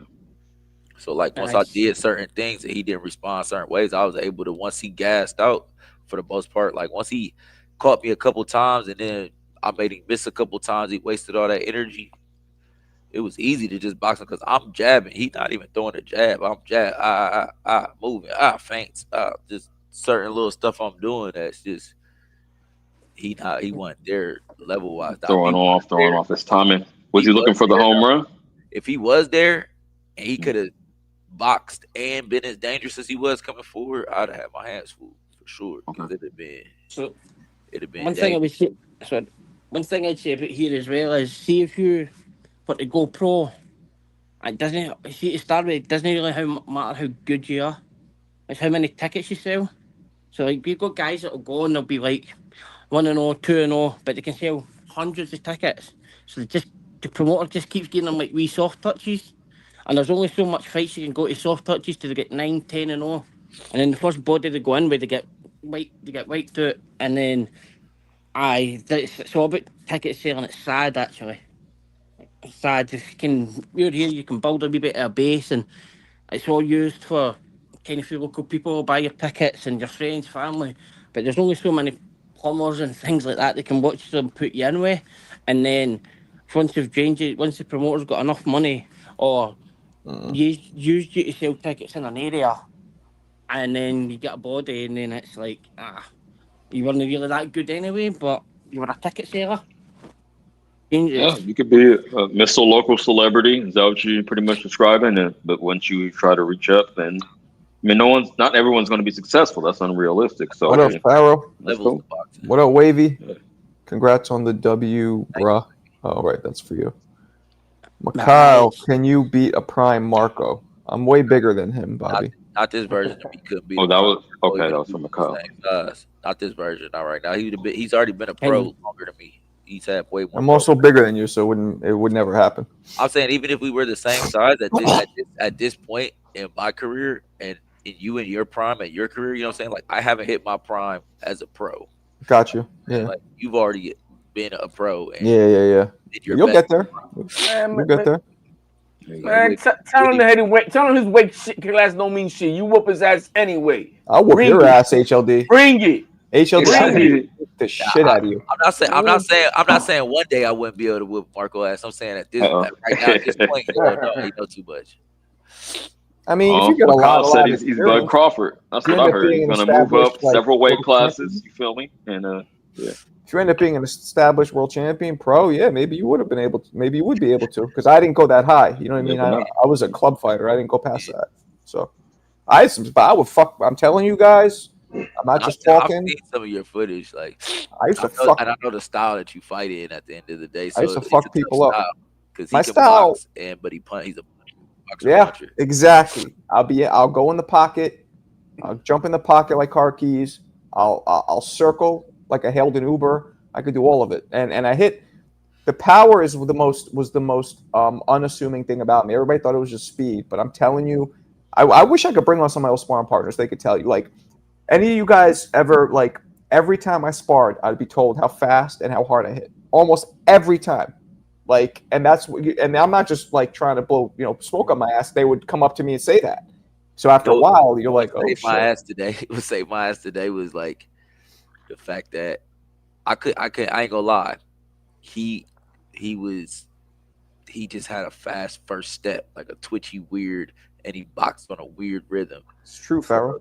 It was like I don't know. It was hard. It was hard for me. What was the guy? Was he Latino? Was he white, black? What? He's black. Yeah. It was hard for me to catch his rhythm. So I'm like, all right, boom. Kyle losing no white boy. I'm trying to box him. That's why I'm saying he's gonna whoop your ass, bro. I tried to box him, but at a certain point though, I just had to, like, the only way I could land a hard shot, like, to show him my power, was to just go on the inside. So I just used my jab to get inside, and then I did some low key dirty shit, but I had to get it off. I got a big into the dirty boxing. I fake caddy with his side, push off, boom, and just rocked him with a right hand. He's like, "Oh shit!" See his eyes pop over, and I'm like, "Yeah, bitch, I could punch too." I used to love that, yo. I call that the oh shit look, the oh shit face. When you hit them and they go like this, like that. They literally, like, the eyes pop out and they go. You know how many times I've seen that face? Mad, and I didn't know what it meant at first. I thought first couple times I'm like, oh, these guys, maybe they're getting pissed because I'm connecting. But then after, they'll come up, we'll talk, like, yo, you hit mad hard. And then I started realizing, oh, that's the face you make when you get hit with some shit that you didn't expect. Yo, not to sidetrack the conversation, but didn't y'all see that with Crawford Canelo? Like, at one point he was like, "Oh damn, I gotta respect it. I can't just come in like a bull." He never caught him like that. When he turned his head like that and he looked back at him. No, look, what Canelo was annoyed by was that he kept getting touched. Not that it was hard enough to get his attention and piss him off. He couldn't walk through it, but it wasn't hard enough that he was like ever like scared or at risk. Yeah. Like, I got cracked today, but not hard enough where I was like, oh, shit. No, I'm not putting too much sauce on it. I'm just saying he had to respect it. Not that he was scared, but he had to respect it. I'm going to play for you guys a video. I didn't even drop it yet. I just finished it today. It's going to drop tomorrow, but I want to play this for you guys. I want to see what you guys think. This is what I was telling you guys about before. Harold Graham crouches low, pursuing Julian Jackson like a king crab hunting on the coral reef. Graham uses his awkward southpaw style to throw combinations before dropping out of range like a T-Mobile call. As he stays on his toes, bouncing like Spalding, while also dipping and slipping, Harold repeatedly explodes like a virgin on prom night with his lead straight left, before dropping Antarctica-level flurries on Jackson, who's frantically launching bombs. Graham continues jumping in and out like a game of double dutch, as he's now calculating distance better than Pythagoras. This frustrates the St. Thomas native as he charges full steam ahead like he's bald bull. Then in round 3, Harold lands a solid counter with Rolex precision timing. This punch also seems to thumb Jackson in the eye as it sends him reeling away, leaving him covering up like he's getting jumped into the Southside Crips. But Julian then starts connecting like AT&T with his famous looping right. This forces the British native to slow his roll. Harold manages to land some stunners as he takes advantage of Julian's blurred eye. Graham continues catching Jackson flying in like he's a bug zapper, as Graham then runs for the exit like he just heard the lunch bell. Harold then does his best stick and move Larry Holmes impression, while Julian continues chasing him down like a Gambino enforcer collecting gambling debt.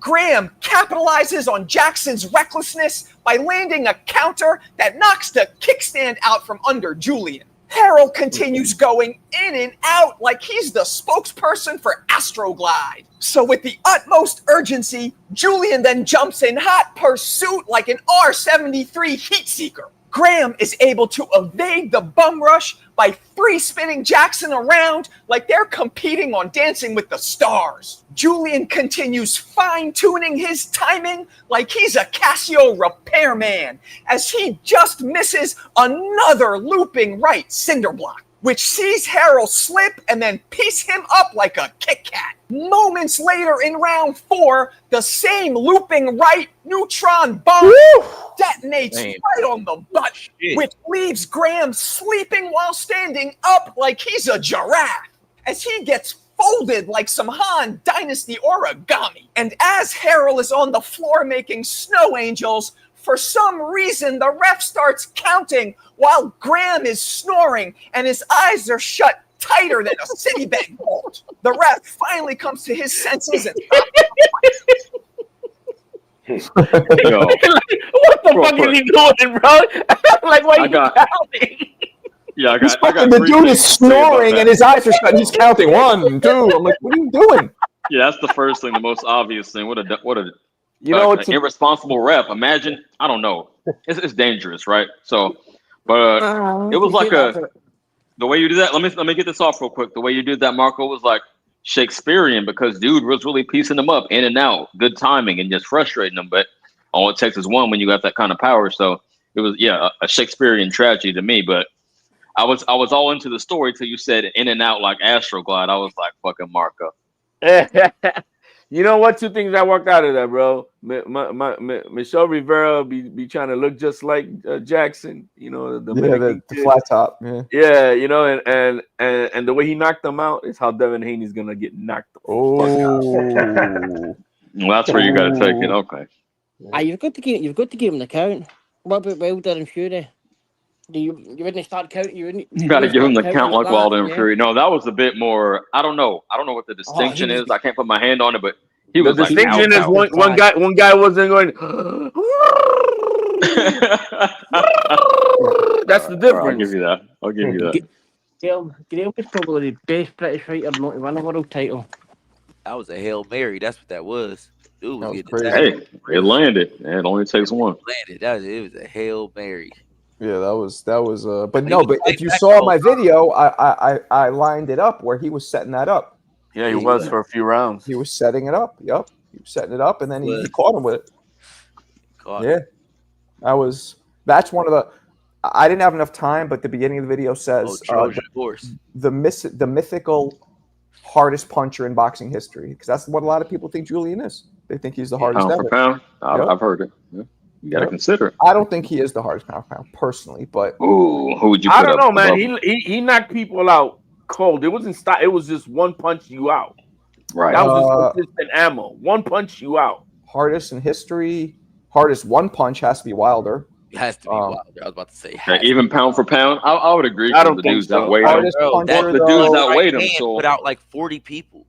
Jackson did it. 42, an argument. 41. Yeah. George Foreman. 42 were the right hand. George Foreman's another one. You got to put him up there. Prince in the Seam. You got to put him up there. Okay. What other? Oh, Costa Zoo. You got to put him up there. Devin Haney. I mean, what about Roy? Because Roy dropped mad people. Roy had that speed though. But it was still right. So that's why does it count? Because it still resulted in the same thing. Dudes going down. But they were knocked out cold one night, like what we just saw right now. No, they weren't. Sonny Liston was up there. Sonny Liston was one of them. Jack Dempsey is one of them. Yeah, I didn't really get to see the Jack Dempsey film though. Yeah, that's a little before your. I'm trying to think of other. Terry Norris is up there. Terry Norris is up there. Like today, who's like that today? Tank. Today. Tank. I'm gonna say Norman Jr. Norman Jr. maybe in Tank. Tank is a counter. Tank is a globetrotter. He don't count. No, he's not. He might be a power puncher, Macau, but the question is he a power puncher? He's a power counter puncher. He is. Yeah, no, he is. Yeah, but they're like, I feel like he's almost like Roy though. Like, nah, he's not going and getting you. He's not going and hunting you down and getting you at one shot. He's catching you. I mean, he's putting you out, but he's catching. I think he is. Because it's off the counter, is what you're saying. This is literally the recipe to how his last fight. He put him in a position. Roach put him in a position that come get me, and he couldn't do it because that's Roach, but he did it with everybody else. But listen, yeah, everybody else countered. He does it. He didn't go get him. He didn't just go get him and put him out. But that I agree with you. But that doesn't have anything to do with the velocity at which the punch lands is the velocity at which it lands. Doesn't matter. I'm saying though, if he did it both ways, I would yeah. But we've never seen like a hunter. Like if he did it like a hunter. I don't agree. He did it to Frank Martin. He hunted down. He walked down Frank Martin. He walked him down. Counter. He caught him with a counter and finished him with a shot. Right. He had him Julian Gerald McClellan. He's one of the hardest punchers ever. Easy. Anyway. Mike Tyson has to be up there with prime Mike. I ain't gonna lie. In a way, if Inoue keeps going, Inoue for sure. He's going. A-Rods. Is that a real question, A-Rods? No, it's not. Floyd versus Triple G at 160. You know, Floyd might be able to beat him. But can you remember that there was a point where Triple G. Triple G tried to come to Floyd, I'll come down to 147 to fight you. He could never have made from 147. Triple G. Mm-hmm. Never. Triple G is one of the hardest punchers in history, for sure. Triple G, yeah, for sure. He's one of them. Speaking of. Yeah. Kovalev was you know who had a fucking wicked straight left hand? Adonis Stevenson. He hit fucking. He was kind of like Wilder though. It was only the straight right or straight left because he was a southpaw. It put so many people out. Matter of fact, what's his knockout percentage? Must be in the 80s. Let's see. Damn. It must be. Maybe even be 90. Let's see. Adonis Stevenson, box rec. Knockout percentage is 82. Yep, 83%. I knew it. That's excellent. Excellent. And a light heavyweight. Right. Putting big dudes out. Dude that just fought Brandon Moore had a 90, like a 95 or so. But he only had 10 fights. Yeah, no, that's that's damn good though. The one that got away was he got outboxed by Brandon Moore. He couldn't figure out. He caught him one time. He caught Moore one time. Do you remember Dimitri Piog?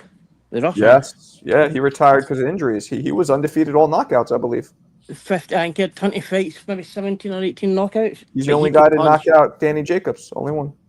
He could properly punch. I think he had a bad back. Had to get an operation on his back or something, Marco. Or something, I can't really remember. Might have been, yeah. He could really punch. They said Sonny Liston. He said Sugar Ray Robinson. Sugar Ray Robinson had like Nah. Sugar Ray Robinson had beat you up power. He hit well at welterweight, Mikhail. Even though there's no footage of it, you see the record at welterweight. He was knocking people out. Yeah, but those I've seen like one of them, and it was beat you up. He's like a Bud Crawford. You know how Bud? Man, I'm telling you, at welterweight, he was knocking people the fuck out. One punch, boom. Yeah, you're right. It was yes, but it was usually he'll piece him up throughout a few rounds and land the one to take him out. Yeah. Or he'll hit him with the Sugar Ray combo. Like he's like hurting him, and then Jack Johnson might be one of the hardest punchers. You guys saw the video I did about him knocking a dude's tooth out, right? Man. A real tooth, or was it one of those? One of the McDonald ones. No, it was a real tooth. It was in a wooden tooth back in the day, bro. You ever see, Bro, he brushed that shit off his gloves. That was You got a video crazy. for that, Marco? huh? You got a video for that? Of course I do. Of course Yeah, I do. It's one of the most impressive, one of the most gangster moments in fucking history. Let me find it. One of the most impressive gangster moments in history. Is this it? How long is this? Just show him brushing the teeth off, bro. That'd be good. This is a little long, but I'll get to the part of it. It's not long. This is an old video I made too. All right, here we go. Before the courage and charisma of Muhammad Ali and the dominance of Mike. Is this it? Here, let's see. Here that he was toying with Stanley. Oh, here we go. Was the middleweight champion of the world who wanted to go up and challenge Jack. Because of the size difference, Jack was not going hard on Stanley and was giving the fans a show. And throughout the fight, you see here that he was toying with Stanley. He even held Stanley up a couple times after hitting him up by mistake. But in the 12th round, Stanley Ketchel, looking to seize the opportunity of a lifetime to become the middleweight and the heavyweight champion at the same exact time, throws a hard overhand right that manages to catch Jack in the back of the head as Jack was ducking away from the shot and drops him. Back of the head? The most gangster thing ever in the squared circle ensues after this. Jack instantly gets up from this knockdown. He hits him so hard that he lodges two of Stanley's teeth in his own glove. And here you could see Jack, after doing that, swiping the teeth off the glove and getting ready to commence the severe butt whooping.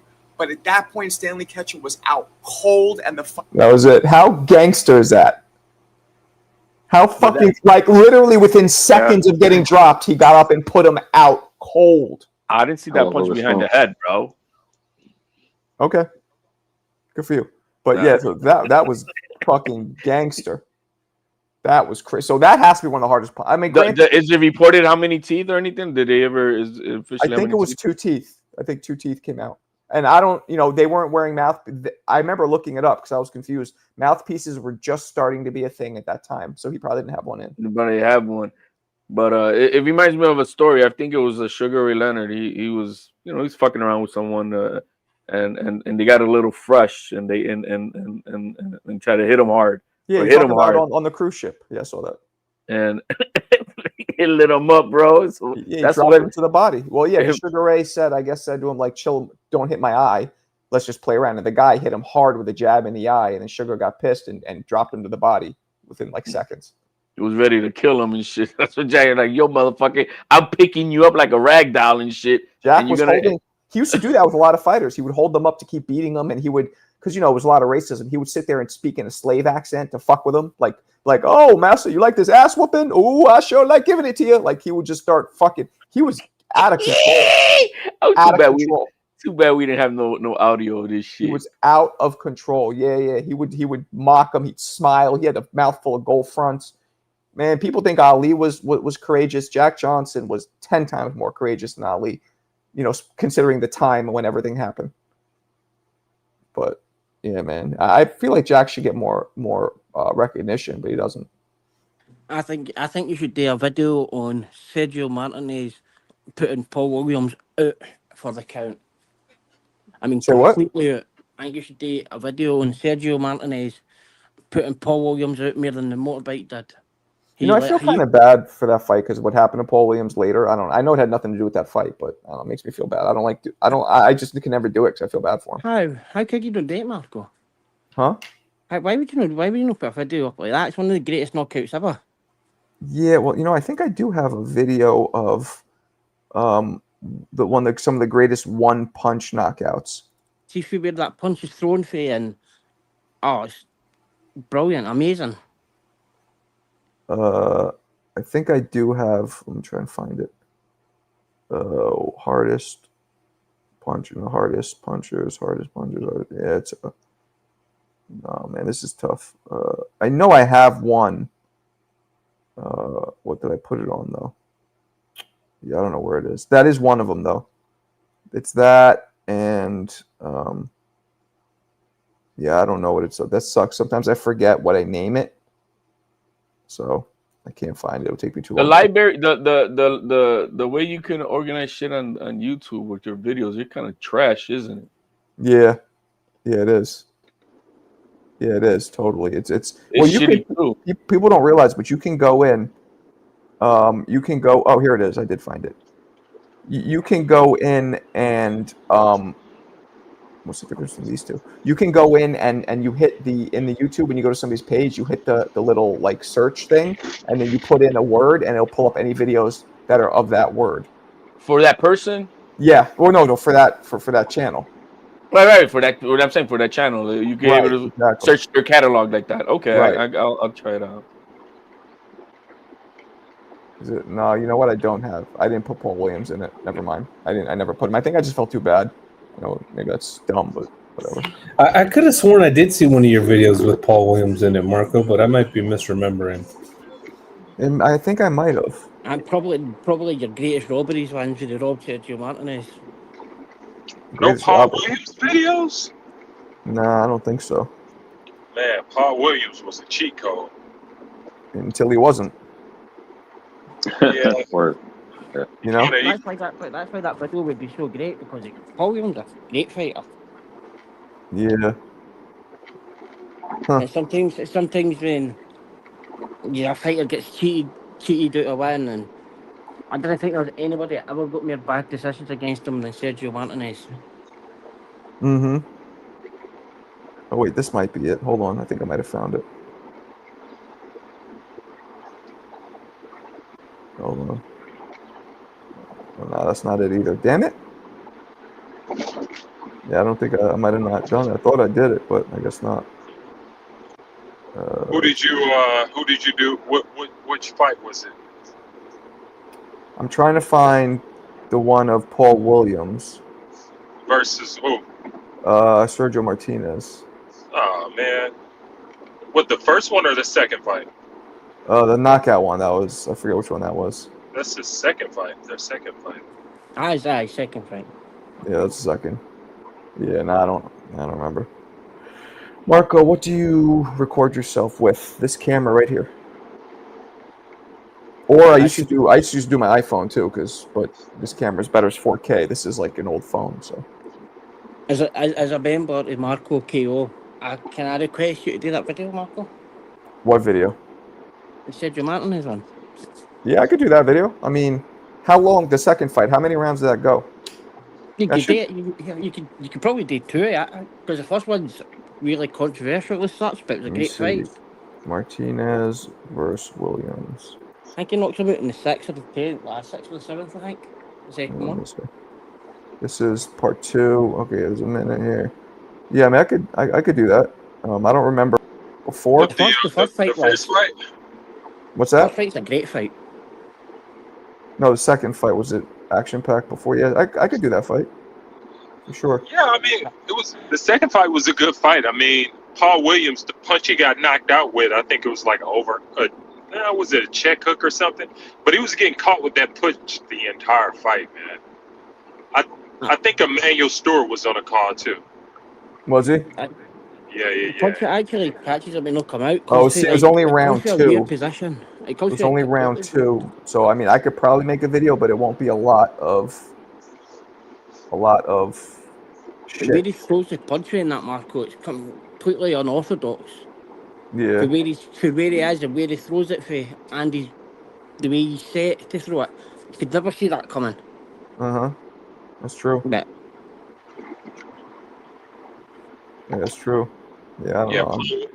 Paul Williams, man. I mean, It's like it was like he didn't really care about that punch. Like he could not make an adjustment. He just kept getting hit by that punch, and Yeah, I then guess he didn't think it would do anything, but it did slept him.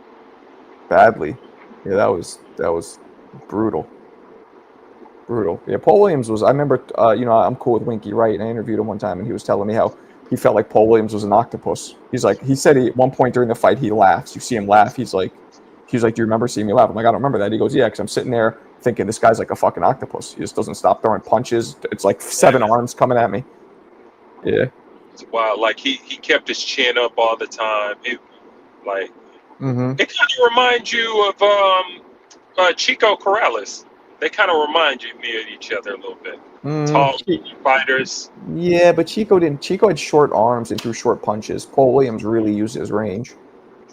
A little bit. I mean, Paul Williams, he kind of used his range, but he was still like he wanted to get inside a little bit. I mean, he was better than Fundora, obviously, but Fundora, if Fundora makes some adjustments, he could be a dangerous lad. Yeah, Fundora is just the problem. Fundora is just too slow. So I think he Marco, you're asking Fundora to be something he's not. Yeah, exactly. That's just his temperament. He just was it though, and he looked against Zoo, and he looked good doing it. So against a shot to shit Zoo, but Zoo is shot, man. Shot. Yeah. And you're talking about a shot fighter who was always never. I can't argue that. You might be right, but maybe you're not. I mean. Yeah. Tim Zoo was never that good, and he shot. Yeah. I wouldn't say he wasn't that good. I think those beatings took a hell of a lot out of him.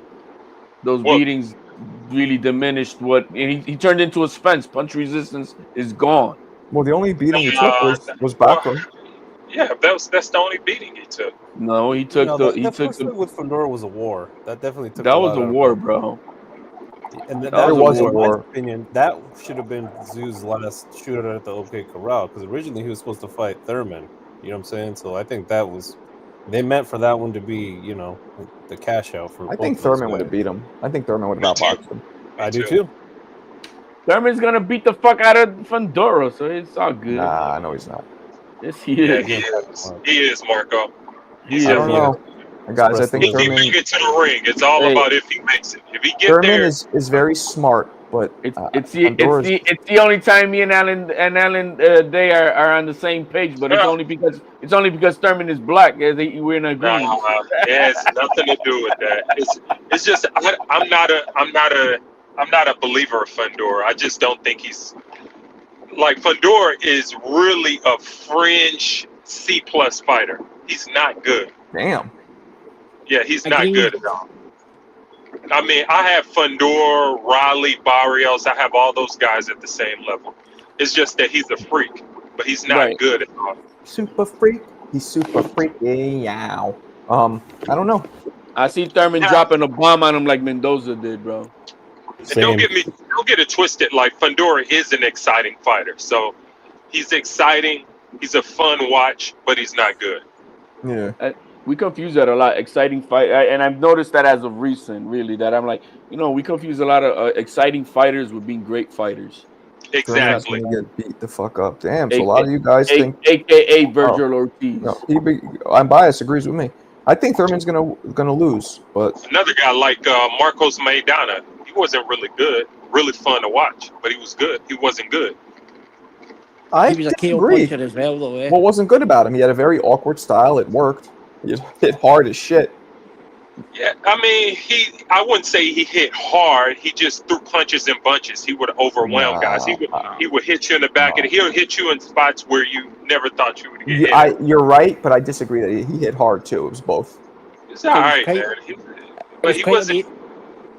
Even he fought Khan. I think he was like 20 fights, 20 knockouts, Maidana. And I'm just surprised he had Khan in trouble at the end. But Maidana was a big puncher. Yeah, I mean, he didn't look like he belonged at 147 either. He looked a little soft on the body at 147. Yeah. Oh, he was definitely soft at the body. Oh, he has an 89% knockout ratio. Come on, Alan. That is unbelievable. Marcos, 89. man. Come on, man. Come on, Who what? does he know? Who does he know knock out? Can That dude's not Floyd? coming on anything. So Come on, what? who did he knock out? So now Broner. we're doing that. Who was it? Broner. Yeah, I mean because like here's my thing. If you can be showcased or you can be match made to have a lot of knockouts. I mean, you can put Devin Haney in a bunch of showcase bouts and he would have a lot of knockouts. Man, come on now. May I Like, approach the bench, counselor? it's not believable, man. No, And man. they're like Earl Spence had a lot of knockouts. He can't punch like that. When you have almost a 90% knockout ratio at a championship level, you are special. No ifs or ands about it.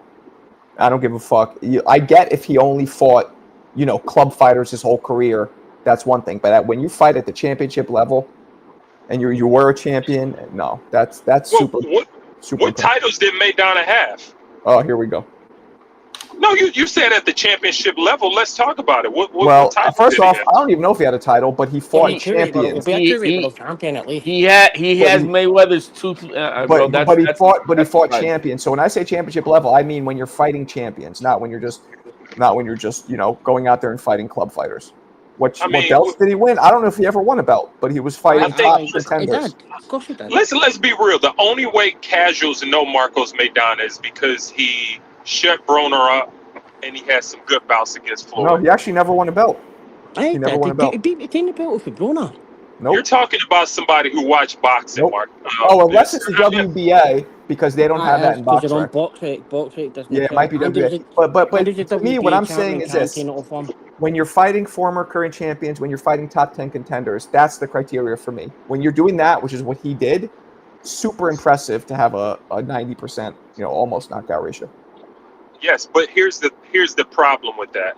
When you're building fighters up from the bottom up, they're placed in a lot of showcase bouts that look good to get a lot of knockouts. Those knockouts diminish when you start fighting elite level talent. Well, his didn't. If they must have did, because I don't remember many knockouts late in his career. He knocked out 31 out of 34, so that's excellent.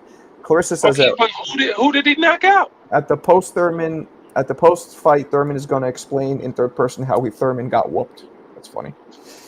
Wow. Yo, Marco. What's this conversation, Marco? What's this conversation? It's all over the place. Marco likes to throw out this knockout percentage with guys who's been in a lot of bouts against showcase fighters. It just no. Marco throws it out against. He hurt Mayweather. Level. He can punch. I don't want to hear the nonsense. There you go. Okay, so now who are we talking about? Let's see who we're talking about. No, again, anybody can get hurt, man. It's boxing, man. You moving the goalpost now. He's a lawyer. Ho. Don't get so excited. Let's not get so excited. Hold on. Let's not get so excited. Who are we talking about? Marcos Maidana. Marcos Maidana? Yeah, Alan is trying to say that Marcos couldn't really punch that hard. He just overwhelmed Marcos can punch. Yeah, of course he can. Marcos can punch. That's wild to me. Hey, not only listen to me. Not only does he have the knockouts, not only did he hurt Floyd, who has one of the best chins ever. You see. Wait a minute. Hold on a second. You see how the punches land. Your eyes don't you can't. You see how hard it lands. It's just did Floyd have some of the best defense ever or the best chin ever? I don't both. The man chin got touched maybe maybe 10 times in his entire career. Way more than that. He got hit 10 times with his chop. You don't get hit 10 times. Between chop and Augustus, he got hit 10 times between two guys alone. That's ridiculous. Anybody you ain't making no sense. Hold on. Anybody who has 50 fights gets hit. No, he has a great chin, but forget about that. You see how Maidana's punches land. They're just hard. You could tell when something lands with high fucking high intensity. You could just tell. Okay, but nobody here can tell. Hold on. Let me say this. This is what let me know that Marcos Maidana hit hard. When he hit Broner, go back. Look at the look on Broner's face. That's the oh shit. Adrian Broner had never been hit that hard. We call that the oh shit. But see, I told people that before the fight. I said he's gonna lose because this is the first time that Adrian Broner has fought somebody who's actually gonna fight him back. It was also, I think it was his first fight at 147 also. No, they fought at one. They didn't fight at 47. You moving the goalposts every time you can. Yeah, he's playing soccer over there. Nah, look. Marcos had just knocked somebody out. Hey, hold on. Marco, who had he just knocked out before he beat up Broner? Who had he just knocked out? I don't remember. He had just knocked somebody out. He had beat somebody up before he beat up Broner. Khan beat him. I think he knocked out. No, he fought. Oh, Broner. Yeah, I forgot. No, he knocked out one of those Eastern European guys. I Didn't you believe. say Eastern European? Like all Eastern Europeans are dookie. Like it's amazing. No. I think Eastern Europeans were like Castillo. He didn't knock out Castillo, did he? Lopez and Petrov were the two who knocked it. Let me look it up. Okay, I'll look it up right now. We'll figure this out. Yeah, look up. He had beat up some before Broner. He had just beat somebody up. Yeah. He beat Joselito Lopez. He knocked out Joselito Lopez in the 6th round. Joselito Lopez. Yep. Knocked him out in the 6th round. Yep, you're right. Of course, and we all know. Hey, look, and let's not be emotional. We all know the Riverside Rocky was a tough dude. Riverside Rocky was a tough dude. Yep. You say that Marcos Maidana couldn't punch is just asinine, to be honest with you. No. I'm not saying he couldn't punch. I'm just saying that he was okay. He wasn't like he was better than okay. He was better than okay. I think he was more of an overwhelming. He would overwhelm. He was more like an Earl Spence type puncher, man. No, he was not an Earl Spence type puncher. He was an Earl Spence. Nah, he was a one shot. He was more like a. You know who he reminded me of? His countryman. He was more like a Lucas Matisse. He was a one. That's who he reminded me of. Lucas Matisse could punch better than him, man. Matisse had that one punch power. One punch. Well, put it this way, I know for a fact, and nobody on this panel can argue this. I know Broner was a tough dude. Broner could take a shot, and Broner, we saw Broner. Yeah, nobody ever knocked Broner out. I don't believe. No, nobody ever knocked Broner out. There we go. But he hit Broner, and Broner was like, "Whoa!" But also after that fight, they asked him would he rematch Broner, and he said, "Hell no! That dude punches hard." That's what Maidana said. Now Maidana. I thought, and you might say it's controversial, but I believe that Broner fought Maidana better than Mayweather did. Broner hit him with some stuff. That's not controversial. That's just complete silly. That's goofy, yeah. Yeah, because Broner got his ass kicked by Maidana. That's goofy. What are we talking about here? He did. Let me ask you a question, Alan. But if you rewatch that fight, go. Are you on a mission to have the worst takes? Are you on a mission to make the worst takes? I'm remembering when Alan first came in the room, he would stir the pot, so he's back on his pot stirring shit. But let me ask you, he was making bad takes to get us going. I guess. Let me ask you this, Alan. Let me ask you this: who are your top 3 hardest punchers of all time? And don't say Paulie Malignaggi. This live's over. Devin Haney. I must say Tyson. I'm going to say. I'm good with that. Jack Johnson. Okay, of course, I'm good with that. I want to say Wilder, man. I kind of want to say Wilder. Okay, but you should. Then you say who did Wilder? But based on your theory, who do you fight? I don't agree with that. Did you say there are showcase fights? Huh? Sure. I had the cam up for this. No, because because Wilder, I didn't. Wilder. One of the things for him to get Maidana was when he got hit with that body shot for Khan to pull himself back off the ground. How he survived that, I do not know. That was one of the best punches I've ever seen placed. And you see when that catches you there, and you see their face like that. And he dragged himself off the floor where other fighters just they didn't want to quit. They just didn't want to break down. Yeah, David Lemieux hit very hard. You know the hardest punches is off the like I ain't gonna say what's my top, but just who just comes up to my head. Ernie Shavers, George Foreman, Mike Tyson. Don't do just heavyweights, so give me a mix up. Okay, cool. I'm just saying who came to my head. All right, let's do this. Let's all of us do 5, our top 5. Let's start with Mo. Top 5 hardest. If Mo's even paying attention. Oh damn, that's tough. I'm trying to think of not heavyweights. So I'll go first. No, you don't have to do non-heavyweights, but try to if you can.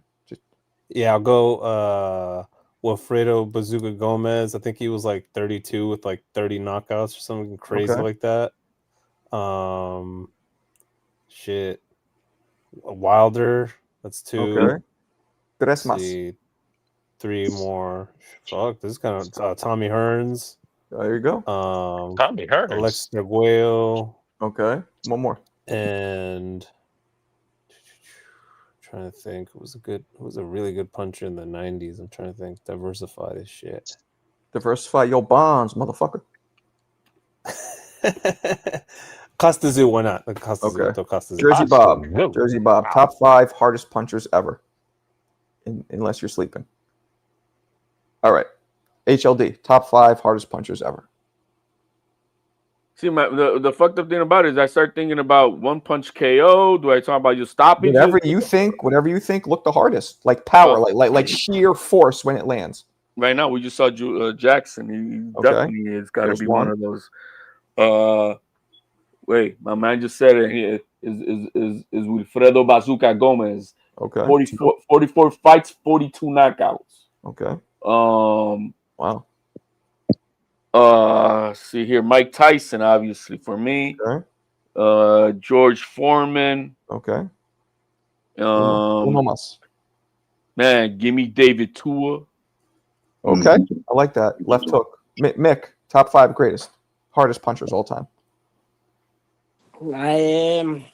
I'll go anyway.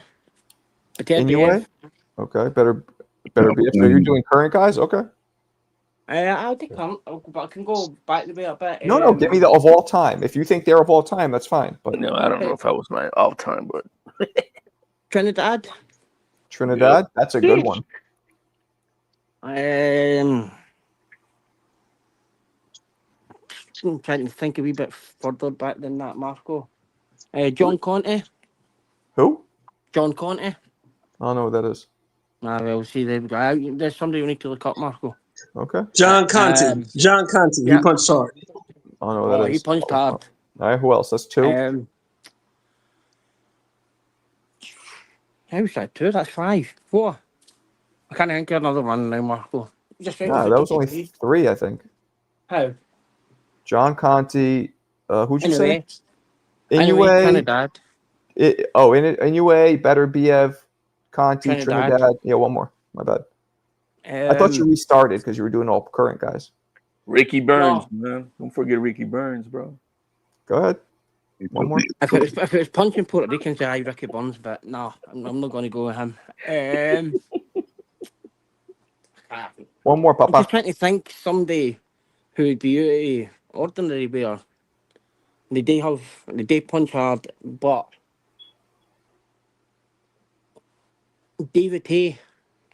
David Hay? All time? Damn, Mick is sipping on grandma syrup.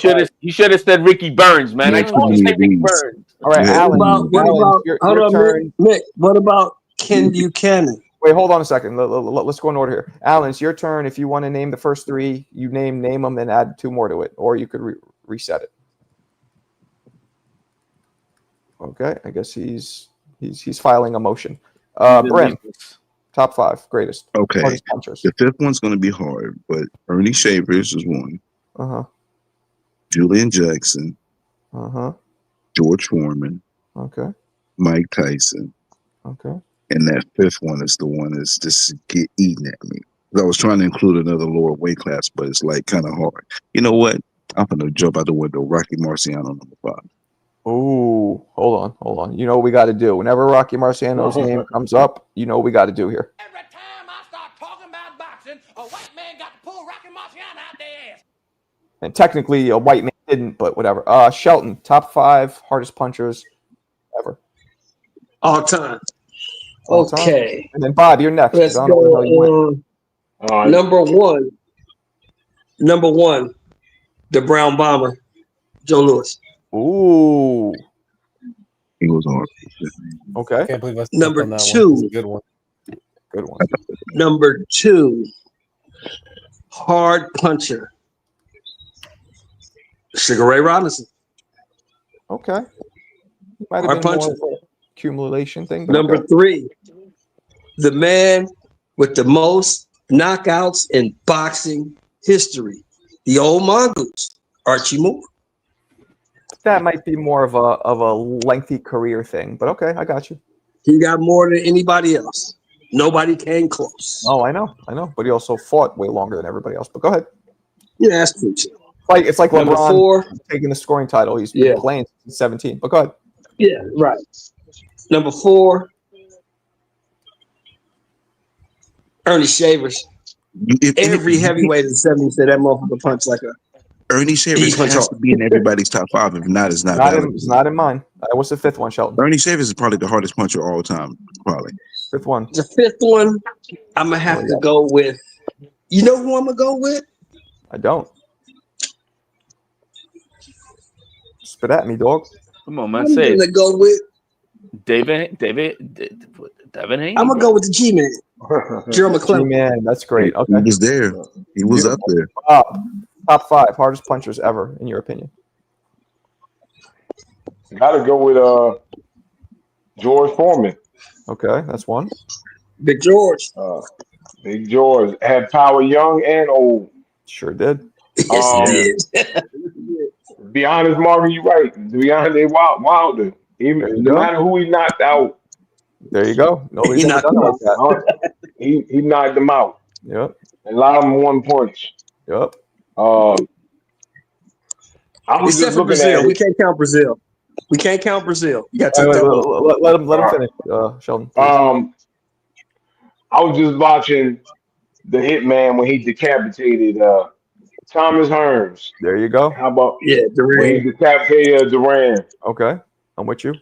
2 more. Now it's gonna be the young. When I was growing up, we loved him, Mike Tyson. Okay, 1 more. And I am still Joe Louis. I'm still on that from. I like that. Okay, so I'm gonna do mine. I'm a little disappointed in you guys. None of you named the one guy that's on my list. Hold on, wait. But before you mention it, I'm just gonna go ahead and guess you're gonna mention Tank Davis. No, I'm not. You always bring Absolutely No, not. everybody mentioning that. I don't do active. I don't do active fighters in these kind of things. All time, really. No. Roy Jones. And he fights clowns. Go ahead, Marco. So he was a featherweight, which made it all the more. Prince Nassim Hamed is one of the hardest punchers you've ever seen in your fucking life. He can punch, but top 5 Prince though. Nassim. Guys, let me do my list. Let me explain. This isn't in order. This is just Prince Nassim, Deontay Wilder, Gerald McClellan, Thomas Hearns, and the last one is a tough one. I'm gonna probably go with George Foreman.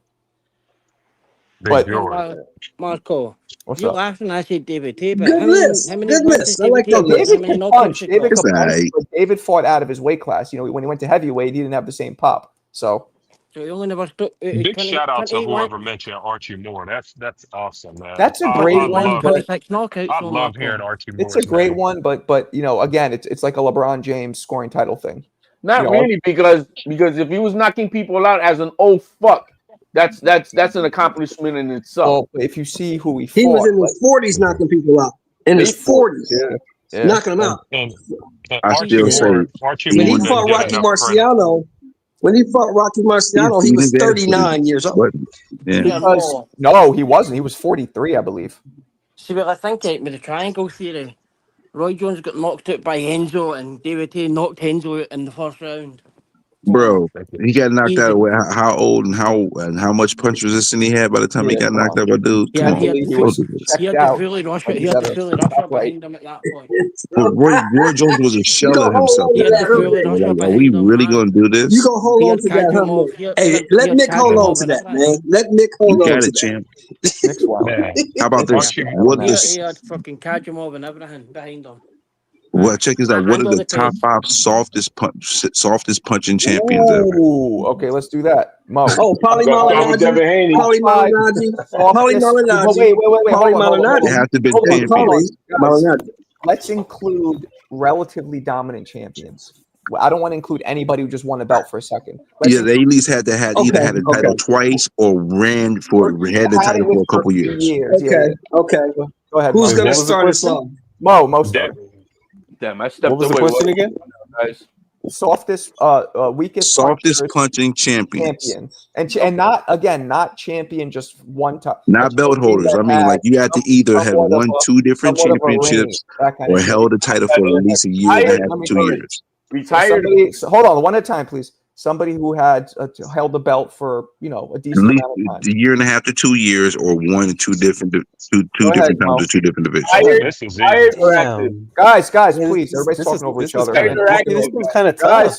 Guys. I feel like there'd be Retired tons of old guys Yeah. that would fit that criteria, but that was a tough one. That is tough. I don't know if I could name you 5 fighters that would. Well, fit what's that the first 2 to criteria come to off the top of my mind? head. How about that? First 2 to come to mind. The first 2 to come to Somebody mind said Paul. maybe. Damn. Yeah, none really that come to mind that were like active or inactive. What are we talking about? No, Retired? you know what? Let's do this. Hold on. Let's amend this. Top 3 softest punching legends or Hall of Famers. Let's do that. Wow, that's that's man, a lot that's easier, hard, bro. Go ahead. That's a lot easier. So Go I'd ahead, say then. number 1 probably Wilfred Benitez, because he was just mostly a really good puncher. Okay. Or, excuse me, a really good boxer. Maybe number 2 I'd put. Damn, we got 8 super chats to go. It's not going to happen. Yeah. Having a great discussion tonight. Let's try to meet the goal. Thank you, CJ. I don't think it's happening, but appreciate you. Go ahead. Good puncher. Jeez, man, that's a tough one. They weren't great punchers. Hall of Usually Famers, great. or You know, the legends are always really good. Really good boxer. I mean, punchers. I could think of a couple. I had one of the greatest fighters of all time. Didn't hit hard. Hit hard to the body, but he got very little knockouts. Oh, how about Willie And Pep? you better There not go. steal mine, He's a bro. legend. He was not a Willie puncher. Pep's one for sure. I'm trying to think of old timey ones because those are the easy ones. Oh, this is a good one, Clarissa. He wasn't really known for power. You're right. Bernard Hopkins is. Yep. Come on now. Or Yep. Ward. That's another good one. He was pretty. That's what I was thinking right there. There you go. Pernell Whitaker. Winky Wright. Winky. There you go. Yeah, Winky's a good one. Winky's a good one. Yeah, Winky's a very Okay, good who's one. next? Who's next? Bob. Can't think of any. I know somebody said Paulie Malignaggi. I can't think of any. He's not a legend or a Hall of Famer, so he wouldn't qualify for this one. I can't say Purnell because I remember Purnell knocking out the Bellis Hurtado. Yeah, but that's one fight, Bob. Like, it wasn't his MO. Purnell could punch though. Nah, only body punch. I know dudes who sparred him well, like Zab, and they said his body work was crazy, but his headshots for some reason weren't. I ain't getting hit by him. I can't think of any. Nah, I mean, I think Willie Pep, Pernell Whitaker, and Hey, Marco, stop giving them away. No, don't do that. Stop giving them away. I'm not naming Pernell Whitaker in this case. All right, That's crazy. you want to go, Bob? You want to bypass? I'll pass. All right, Yeah. HLD. Damn, man. Buchanan, HLD. Come on. I'm bro, because you limited to Hall of Famers and shit. Yeah, well, it's hard. Otherwise, we'll be all right. I'm gonna say Hector Camacho. Oh, wow, and you're Puerto Rican. I don't know, man. He could punch at 35. He had only 38 knockouts. But that's because he moved up. I think at 35 he could punch hard. But you know what? He was fucking dudes up. He at an early age, just like Mayweather was. Puerto Rican says just like Mayweather was early on. He that pretty boy, he was a knockout, but after that he wasn't. Oh, wait a second. Why don't we say Floyd? I'm gonna say Floyd. That's what I'm saying. You don't let me finish. Okay. You got to say Money Mayweather. Marco, will you be quiet? You giving every fucking thing away. Right. I mean, I'm like trying to set my, I'm like, Pretty all I know is Camacho. Early Pretty Boy Floyd hit hard enough though. And same thing with Camacho. Early Camacho 130. I don't give a fuck who it is in history. He's whooping your guys' ass. Hey, HLD, hurry the fuck up. No, Mayweather. And the future they're gonna put him in there in the Hall of Famer anyway. I'm gonna say Devin Haney. That's who he's He on my might not list. make. He might not make. He's going to make the All Hall right, of how about Fame. this, guys? Devin Haney's on my Guys, list. They're gonna put him in there because hold on. Current fighters are excluded because we don't know what's going to happen. They might not be Hall of Famers. You can't. All right. Haney's going to go to the Hall of Fame. Tim Bradley. Ooh, I like that. That is Alan? easy. Oh no, Mick. Sorry, Mick. Ken Buchanan, Joe Calzaghe. Ooh. Oh, I was going to say Tim Bradley, but somebody stole it off me. Calzaghe's a great one, Mick. Hey, Joe Great Calzaghe, one. that's the best one so far, man. Vinny Paz? Yeah, that's because he fought at super middleweight when he was fucking 5'4", but you're right. So, there's three that won the punch off. Ooh, the Joe Calzaghe, man. I can't believe we didn't think of that. That's probably the number one on the list. To be Probably. honest. Yeah. Alan. He's probably the best fighter with the least power. Like, the best skills and wins with the least power is probably Calzaghe. Go ahead, Alan. I'm just going to say my St. Louis guy, Corey Spinks, even though he's not in the Hall, but he should be in, though. Good one. He should be in the Hall of Fame. He will be. He's just too early. Vinny Paz not in Hall of Fame, is he? Ah, yes. Yes, he is. I said, like, yeah, he would. Vinny Paz is in the Hall of Fame? Yeah, you know why he made it in the Hall of Fame, though? Because he was able to return back from fighting after having a neck, breaking his neck and having a neck fusion. Nah, bro, he was on his last leg and he just made it in. Just now. Next one. There is only about 8 or 9. You got one more, Alan. His story is what made him Hall of Fame. One more. Shout out to Vinny Paz. You said one more? Yeah, did you just do 2 or you did 3? I did 1. Oh, yeah, do 2 more then. Oh, man. Spit at me, That's dog. good. Shit, I don't know, man. I'm trying to think. Pernell only had 17. I was trying to knockouts. think of the Wasn't early lucky. 80s, like the 80s and 90s, but those guys were stumping, man. Yeah. I don't know. I can't. I have no idea. Okay. Go ahead, Brim. Carol Froch isn't a big puncher either. I mean, Purnell, if we go in Hall of Famer, he would definitely be on this high on that list. This person is a name that he didn't make the Hall of Fame, and he didn't really fight outside his area. But Aki, Ottke, Atki. I don't know who the fuck that is. He's actually yeah, remember him. He was a champion for like late 90s, early 2000s. He's never fought anybody, and he got like loads of dodgy decisions. Spain Otka. But he's not a Hall of Famer though. Nah, I wouldn't think so. Go ahead. Did he win a lot of fights though? He won all the fights. I think he only had 5 KOs and 35 fights. Let's keep following the yellow brick road. Go ahead. Give me 3. So you keep on adding qualifiers to my own damn topic that I created because Devin Haney's on that list. I don't care what you say. No. Yes, he's going to the Hall of Fame, bro. Well, he's not there yet. He's not there yet. So give me somebody who's already there. Man, you changing my parameters, man. Damn, you're killing me, bro. I came up with the idea and did. You changed my own parameters. I tweaked it and made it better. So now go ahead. No, it sucks now. Hold on. What about Rigondeaux? Ooh, that's a good one, dog. That is a good one. That's a great one, dog. He's not a Hall of Famer yet, though. Yeah, but he gonna be there though. See, but look, that's good. But you gonna disqualify Haney. Thank you for letting me know he's not in the Hall of Fame yet, so we can. If Devin Haney gets knocked the fuck out, he ain't getting in. Hold on, you can't have either one of them. You can't have either one of them. No Haney, no Rigondeaux. Somebody give else. us your 3. Give us your 3, and then. All right, so, all right, Purnell. I'm still into Tim Bradley because it's true. He didn't knock out nothing. He could, damn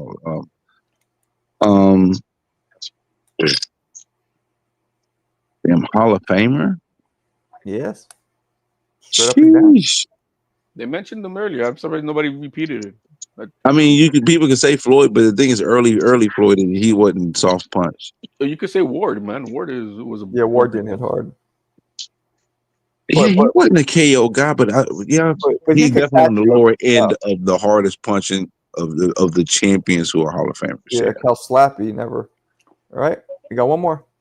Spit it out. I just don't want to use all the ones that's been used because it's hard for me to qualify them. You're going by your, like, for me when I do mine, it's going to be I'm going to correlate the how good the fighter was with, like, I'm going to take the best possible fighters out of this whole pool and They use them. They had the lowest knockout percentage. Right, or just no power. Because I think it's more impressive. That's what Floyd would be. Well, see, the thing is, that's backhand Floyd, though. I can't put him on like a front you end can't Floyd. do Floyd because Pretty Boy Because it's was front end Floyd had a thump. Yeah. Here, man, I'm gonna throw one out. Willie Pep. Well, hold on. Let that's decent, but Stop yeah, fucking giving him No. away. I'm gonna tell you right now, Willie Pep is one of mine. He had 28% knockout ratio with 229 fights. That is you can't get any better than KOs, bro. Yeah, you can't get better than him. But go ahead. I'm just bowing out for where I'm at. All right, pass the mic, Shelton. Okay. Hall of Famers, huh? Yes, sir. Okay, give me Muhammad Ali. Okay, that's not a bad one. Older Ali, at least. Yeah. Okay. Not too much pop. Give me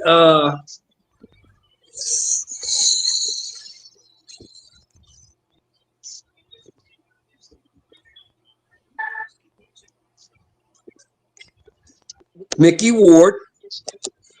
He's not going to be. Maybe he is a Hall of Famer. He shouldn't be. But He's a Hall of Famer. He's in the Hall of Fame. Definitely in the Hall of Fame. Okay. 100%. That's not a bad one. And give me. Wait, who said that was a good one when you mentioned Muhammad Ali? It's a good one. He wasn't a knockout artist. The guy that fought from 60, the guy that fought from 60 to 67 was knocking shit out. The guy that fought from 70 to 79 wasn't knocking out nothing. Nope. And as a career, he only had a 66% KO ratio. So, but how many knockouts does he have? One more, Sheldon, and I'm gonna do mine. You know who I'm gonna say? I don't. Ken Norton. I like that. So mine are simple. These are the greatest fighters in history. Pernell Whitaker is one of the greatest fighters ever. Willie Pep. Yes. These are top 10 great. Willie Pep. Yes. And Pernell. And I think Calzaghe, just because he's undefeated. And I think those three, like, you can't get any better than Can't get no better than that. No. Any better pillow fisted than those, huh? And also is dominant of fighters in their career too. Like pillow fisted, but beat everybody. And now, Marco, let me ask you this: did you, like me, think that Jeff Left Hook Lacey was gonna kill him? Who? Calzaghe? I wasn't Calzaghe. sure. I thought he was gonna kill him. Nah, I thought Calzaghe was gonna beat him. He beat Jeff. He made Jeff look like an amateur. Yeah, I mean, Jeff, he made Jeff look bad. That kind of reminded me of M. Billy. He just like comes forward, had a lot of power, but very one-dimensional. Sounds about right. Yeah. So man, that's dope. All right, listen, guys. I'm not a fan of M. Billy at all. I'm gonna wrap this up, guys. It is late over here, but I will catch you guys. I just got in. Thanks for keeping me up a little while, fellas. Yeah, I'll check y'all tomorrow. I'll check you guys tomorrow. Mañana. Go Raiders. Love, peace, and hair grease. Word.